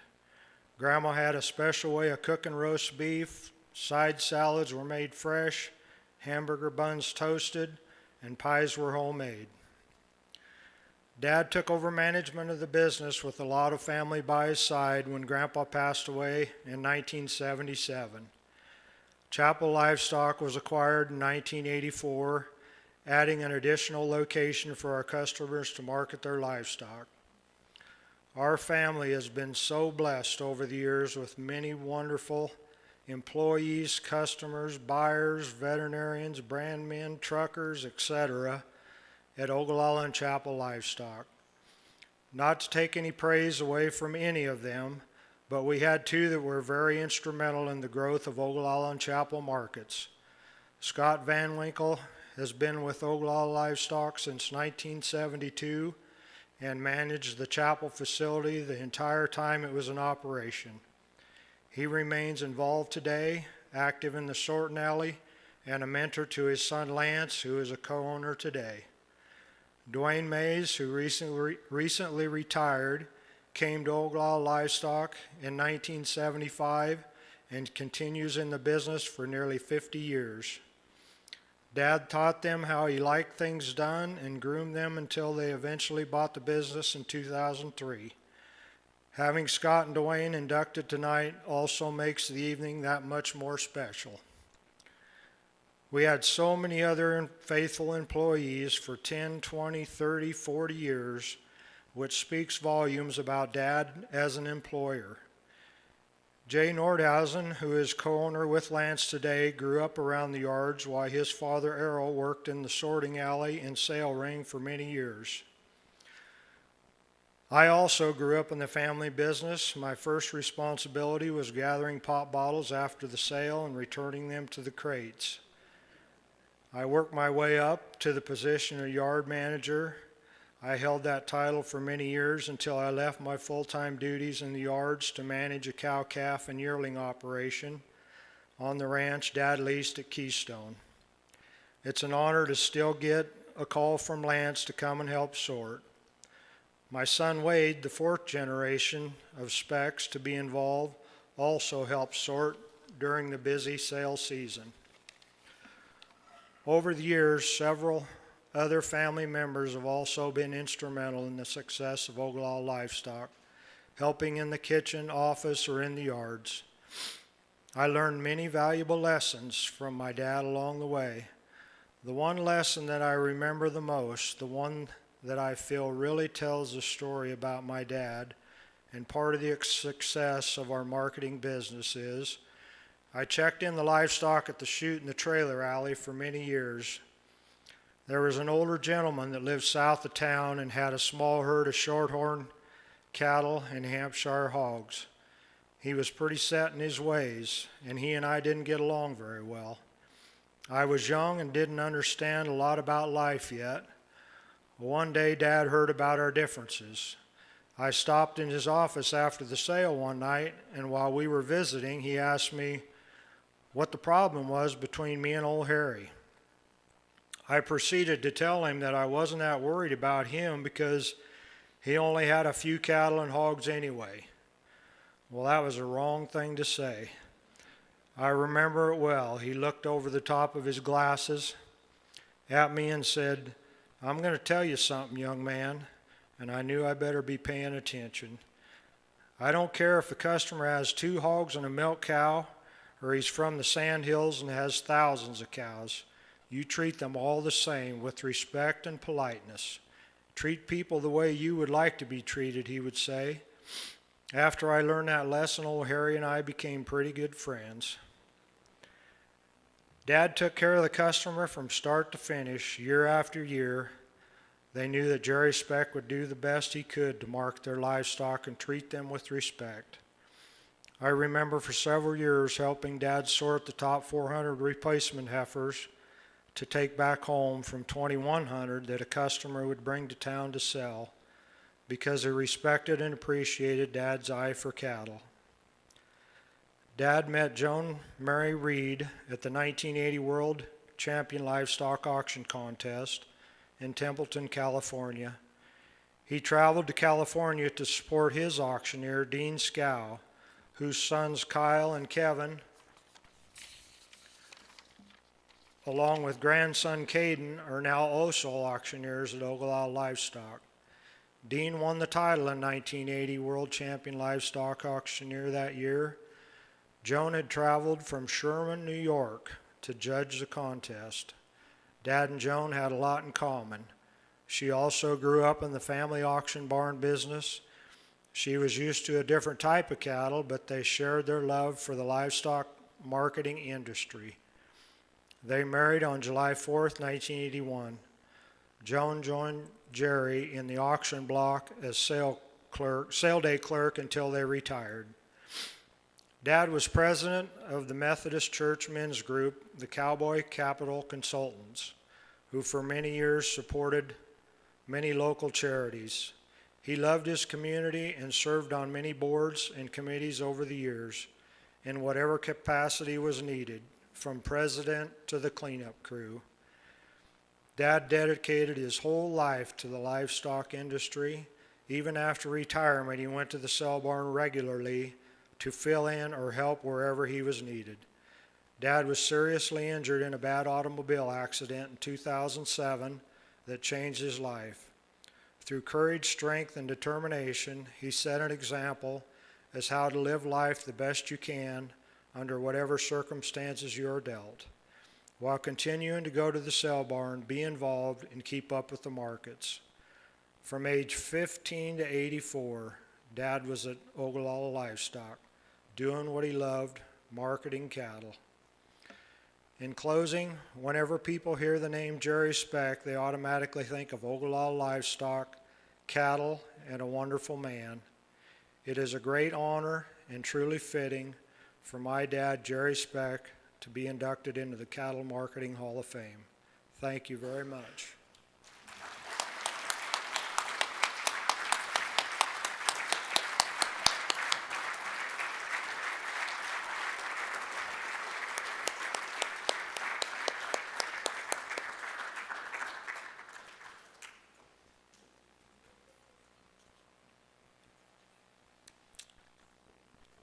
And I varied off script because I failed to introduce you, Ms. Speck, so I hope you'll forgive me. Jean Mary Speck. I'm Jerry Speck's wife. And his father, Clyde, in 1951, bought this building that we're in right now. And at that time, it was a dance hall. So you can say Clyde turned a dance hall into a livestock market, and it became Ogallala Livestock. They were honest with their customers and with their buyers, tried to get the top of the market for everybody, and then his employees. He always said, don't say I, it's we, because it takes everybody to become a successful business. Jerry had a tremendous love for this business and the people. And he was always such a big part of so much, just not in the office and visiting people, but he'd come out, especially in the summertime, he would always have projects. He was a people person. He was just everybody liked Dad, and he liked people and had a real good sense of cattle. I came to a sale here when I was a kid, and I got to waving around there, and it was high bid on a bull, and I think Jerry Speck had to stop it all and say, hey, we've taken a bid from a 5-year-old out here who isn't a viable bidder. So I do remember that. My dad had me sit on my hands the rest of the sale. I remember that. One time there was this old guy from Grant. Him and I didn't see eye to eye, and Dad hollered at me, I heard you're having a little trouble with old Harry. And I said, oh, I'm not too worried about him. I said, he's just got a couple cows and a few hogs. And he looked over the top of his glasses and he said, let me tell you something, young man. And I knew I better be listening when he says, I don't care if they're from the Sand Hills and have thousands of cattle, or they're a farmer and just have a couple cows and a pig. He said, you treat them all the same. And he truly believed that.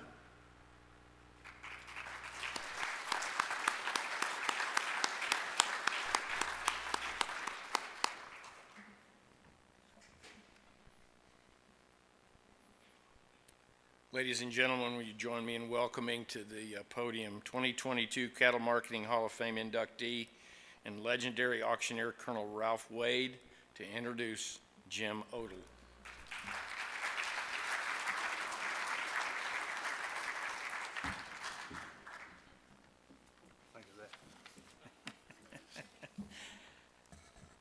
Wow, what an evening.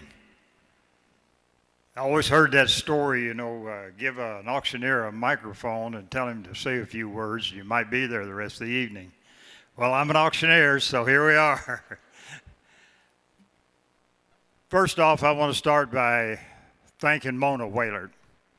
If you've had the opportunity to read the bio on Jim, that Mona worked for Jim many, many years, and she and I were the ones who nominated Jim after last year. Mona was down when that we had the ceremonies last year. And we talked about it, and there was no question in any of us' mind that this man maybe should have been here a long time ago, but for sure, this is the man that changed how we market cattle today and deserved to be here. So, Mona, thank you for all your good words and your good work. Mona was with Jim, I think, I don't know how many years, 40 years, 49 years. 49 years that she worked with Jim when he started out. I wanted her to be up here to kind of tell you some of the story too, but she kind of reminded me of something a friend of mine happened to him a little bit. Ronnie Dunn, I'm sure you've heard of him, was doing a tribute for George Strait. And he met George back in the hallway there in Nashville and asked Ronnie, he said, what are you doing for the tribute tonight? Ronnie told him, he said, the cowboy rides away. George turned around, walked off, got a little ways down the hall, turned around, looked back at him and said, don't mess that up. I'm sure you've seen it. It made it onto Facebook. But that's kind of the way I was with Mona. She told me, you got to do this, so I'm going to try not to mess it up. And then the family, like to thank all of you for being here, and all of the friends of Jim and all of us through these years, and especially Amy, who wrote the bio and has kept track of Jim over the years with a lot of help from Mona. There you go. And she wrote my bio, and I know that if you've had the opportunity and get the opportunity to read it, I'm not going to sit up here and read the bio to you because it's all right there in print, all the great awards that he's won all the way through his career. And if you've had the opportunity to see CattleUSA, everybody's got a podcast now, and they've got a podcast, and they had an interview with Jim.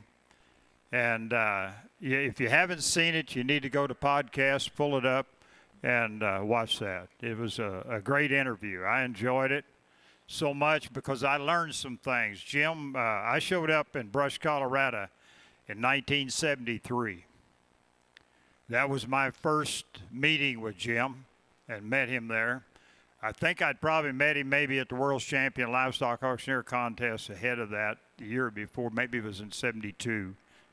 And but when I got to Brush, Colorado, I found something out about Jim Odell. He wasn't afraid to think out of the box. I didn't know a lot about his background at the time, but I knew he owned the market on the hill, and I was working for Brand X down at the bottom of the hill. But Jim had designed this livestock market, and it was very unique in the way it was built with the pens and the wagon wheel. I think that was what the idea was when he built it, that it was kind of like a wagon wheel, and the pens were all pie-shaped to where one cowboy could drive the cattle out of the pens and into the alley and down instead of 3 or 4, like in most of them. So I knew that he was a thinker when I saw that. And the block where the auctioneer stood even with the crowd, where you didn't have to look up all the time. So as time went on and I got to know Jim better, and his partner, Chuck Cumberland, and they were selling farm sales and all kinds of different auctions. And then in about 1979, if I remember correctly, they started having a video auction. And the video auction at that time wasn't what we've seen today. It was an auction where you had to come to the sale, and you had to be there on the seats. And they had these big, huge cameras that they carried around on their shoulder with a battery belt around your waist, and filmed the cattle with them. And they had one sale a year, and then they evolved into 2 sales a year with the bell ringer sale, which was held in conjunction with the National Western Stock Show, which was quite a sale and quite a great feat. This went on until Jim finally sold out his auction business to his partner, the farm sale business and the real estate business and that, and he kept the video part. In 1986, he joined up with Buddy Jeffers, who owned the Amarillo Livestock Auction at the time, and they came up with an idea, and I knew it was Jim's idea, and part of that being, and it's in this podcast, about how Mona Whaler's husband, David Whaler, was from over in the mountains or had been over in the mountains and buying cattle, and it was kind of a feat then of how to get these cattle out of the mountains and selling them. And it was quite a feat for all these ranchers and the way they had to market their cattle. So they came up with the idea that they could sell these cattle on video, and then they wouldn't have to be transported out of the mountains and through the mountains to come out to the eastern slope and be marketed. So at that point, that had evolved into 1986 and being there with Buddy Jeffers, and starting the very first sale that they had, and I was there in Denver, Colorado at the National Western Stock Show, the very first Superior livestock auction that was held. And it was a success. And from that point on, it grew.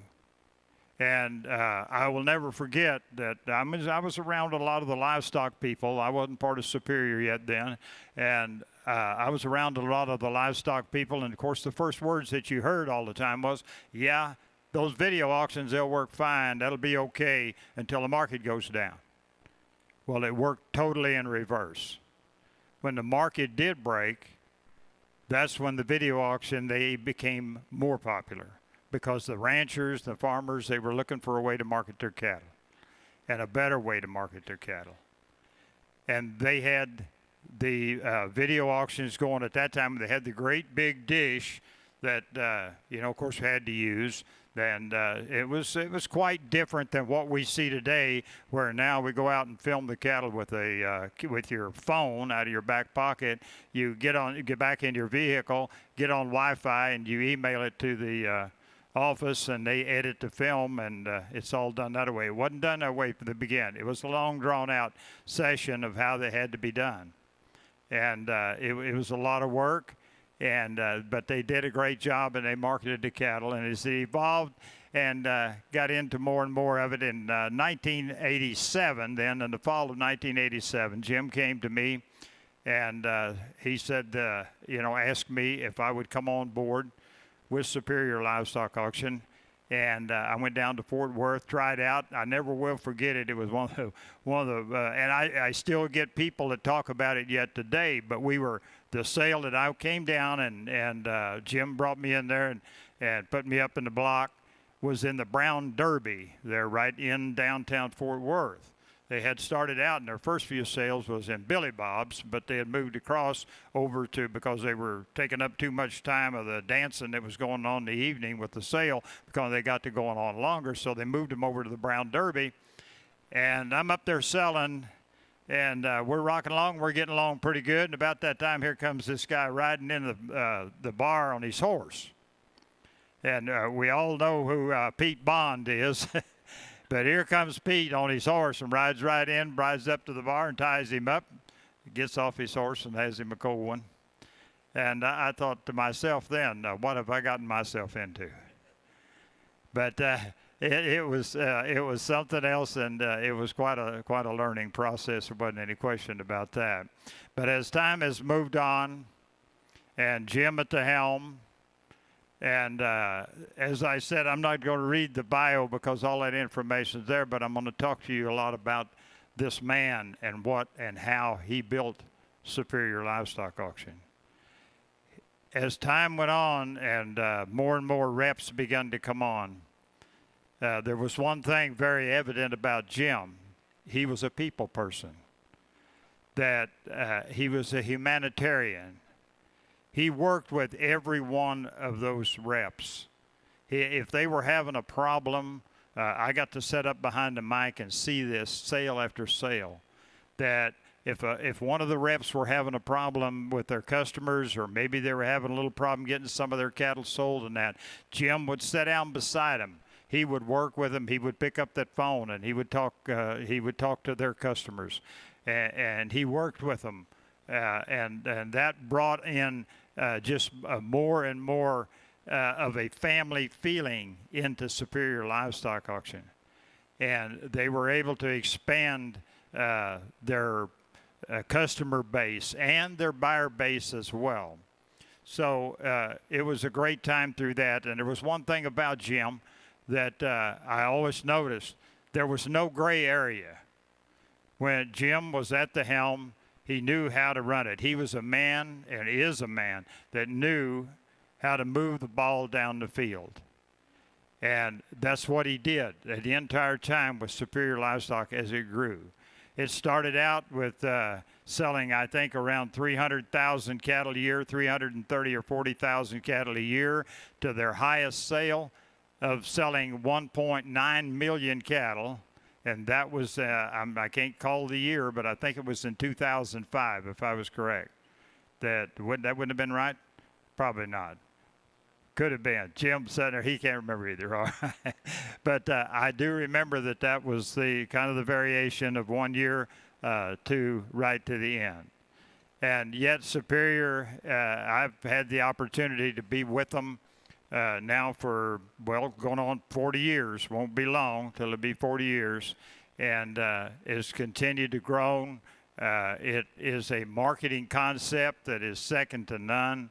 And when you look at it from today, just like this month of July, already, and we're not through with the month yet, we've marketed over 1 million cattle with the different videos.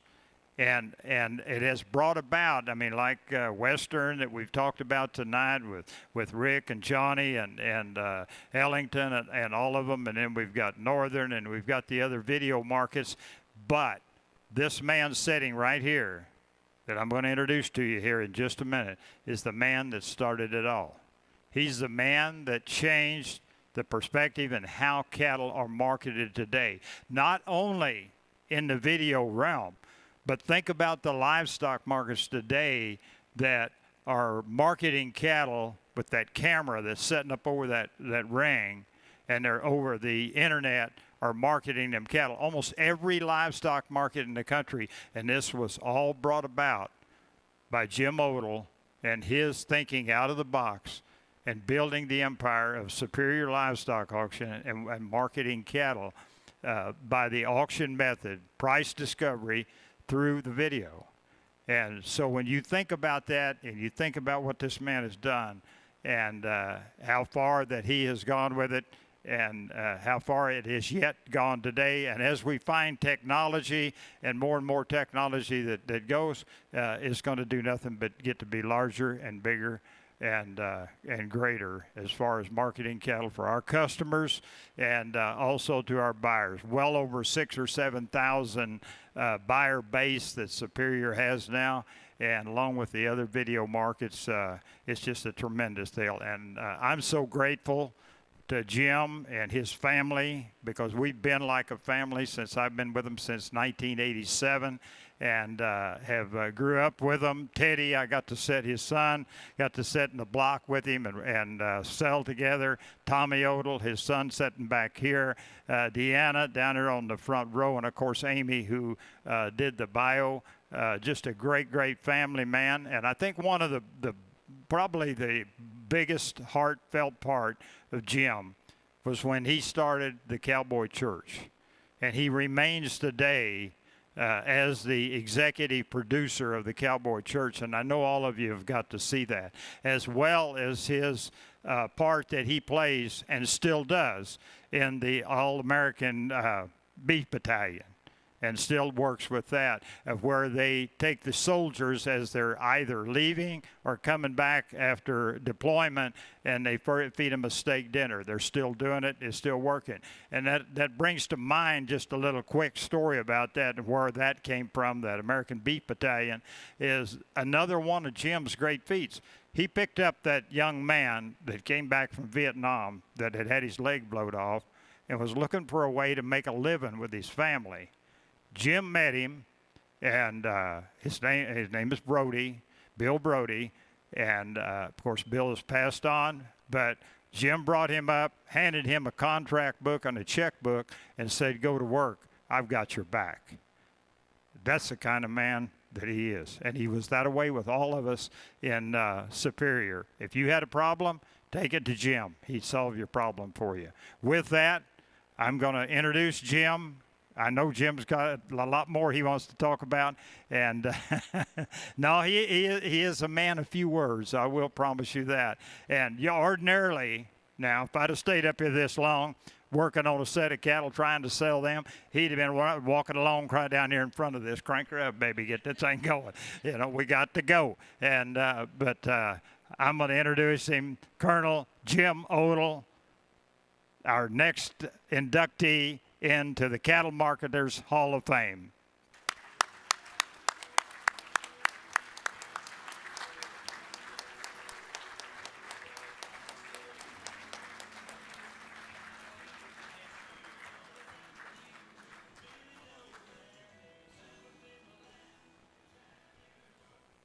Well, Ralph was right. He is an auctioneer, and he can talk.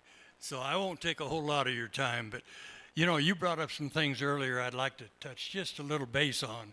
But first, I want to start off that as a young man, I was really a privileged young kid. It's kind of a neat deal because being privileged is not always the best thing. But this is the way I was privileged. In the mornings, I got to take out the Thunder mug. And I got to clean out the Thunder mug and bring it back in. And if you don't know what I'm talking about, you can Google it. And then that evening, it might be dark. And my sister decided she had to go. So I had the opportunity then to go out with her and stand by the outhouse while she was there because she was scared of the coyotes. But while I was there, I could fill up the coal bucket and take it back in the house so Mom could get the cook stove going in the morning. Now, a lot of you people haven't done that. And we had so many good things, and I was so privileged because I got to gather the eggs, and I got to clean out the chicken house. I got to slop the hogs. I even got to milk the cow. And there was a lot of other things I got to do. And man, it proved out that I learned how to work. And you were talking about the steam engine, and it was a great thing. And when I was a young man, I was just a mile or so away from the beet dump. And we'd gather up and we'd sneak over there. Probably shouldn't have been doing it. But we'd talk to the engineers, and they'd let us load up on those old steam engines. And they'd take us down the track about 7 miles to the next beet dump and then bring us back. Boy, today you couldn't do that, could you?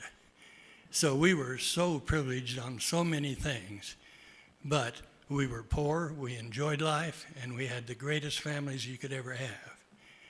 I met a real neat woman in 59, my wife Ruth Ann, who passed about 2 months ago.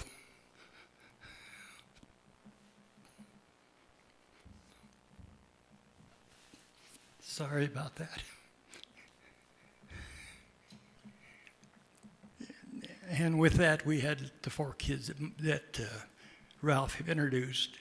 And the greatest people that you want to see, and we have a lot of grandkids, and their spouses are tremendous. And Ralph brought up Mona, who's been with me forever. She used to be my clerk when I used to sell the stockyards in Denver. I've sold a lot of sales. I've had a lot of opportunities. I've met such many great people throughout the world. And I mean, or throughout the world, just through everything. We had an opportunity, or I had an opportunity to back the young man that started RFD. And I think it's one of the good things in rural America as it has grown, and a lot of people do get to see it. But all that aside, I want to go back to a few things we talked about. He talked about the cattle and the way they were moved in the early part of our industry. And I always remember about my granddad on my mom's side, talking about how they would sit in the old study room there in Cuner, Colorado. And after they'd had a snort or two, they'd gather up and head down to the border, and they'd buy the cattle and put them on the train and pay the freight to the river. And they'd get to Cuner, they'd unload those cattle, they'd fatten them, but they were paid to the river so they could put them back on and ship them on down the river. And that was put on a train. He had a young man that worked with him, a really good young man, been with him for a long time and became a very good friend of mine and a mentor. He took me around to different places and had me work the ring. And his name was Andy Camel, John's grandfather.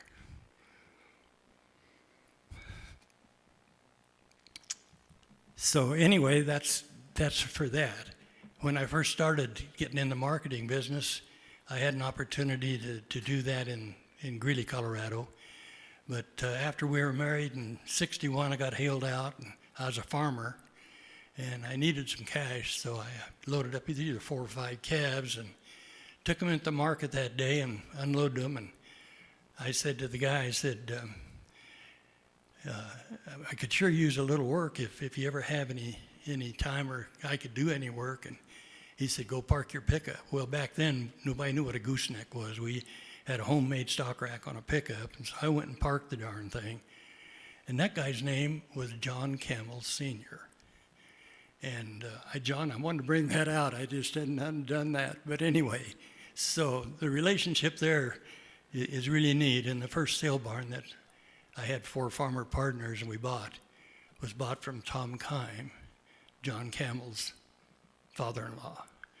And so going back in history, it is so great, and we changed so much. And the changes we had from one day to another day, from one year to another year, have been unbelievable. We have lots of things going on in the world today. We have some major changes that are going on in the way that we're going to be doing business. And I don't think we can be sound asleep, because we have so many, many things that we've got to be aware of and we can take care of. And our industry is the greatest, and it'll be the greatest, and we just got to continue to do that. And we can do it with great people like the Winners that put this on. And you guys have done such a great job, not only here, but all through your lives and the marketing and what you've done. Guys, thanks so much, and I do appreciate it. Thank you.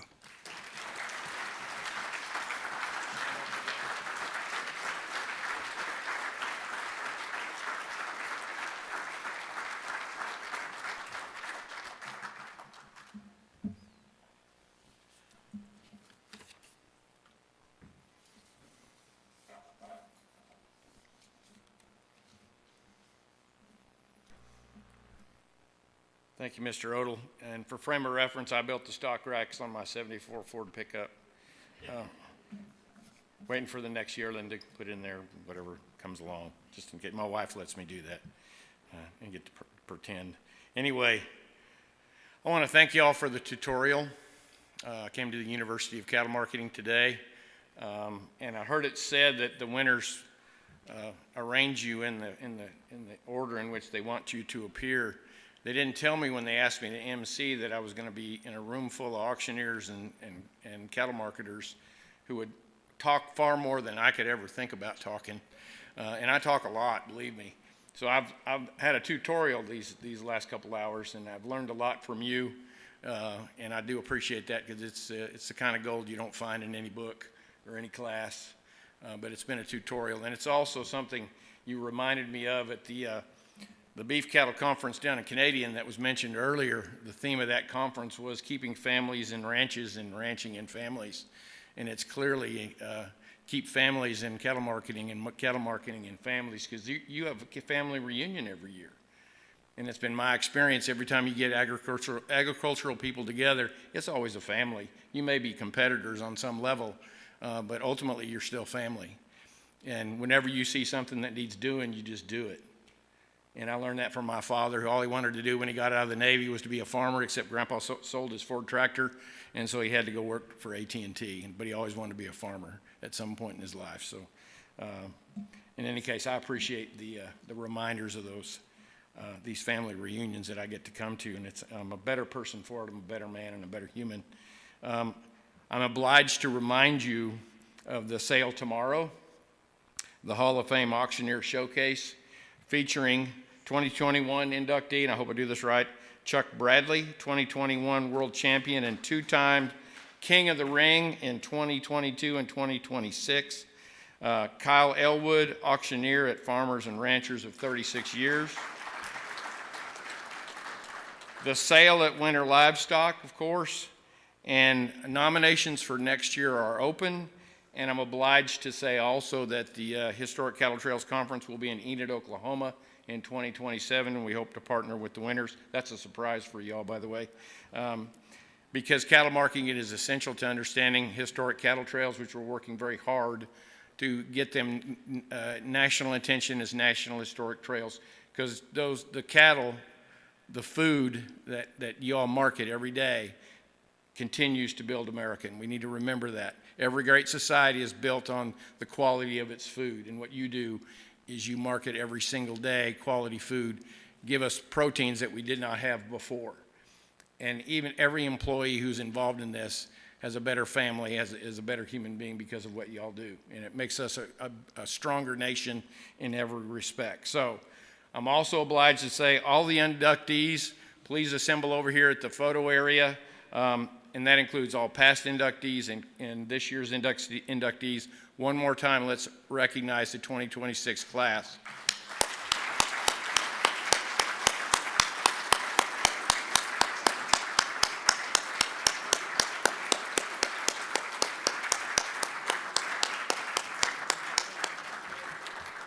Much obliged for everybody coming, and God bless America.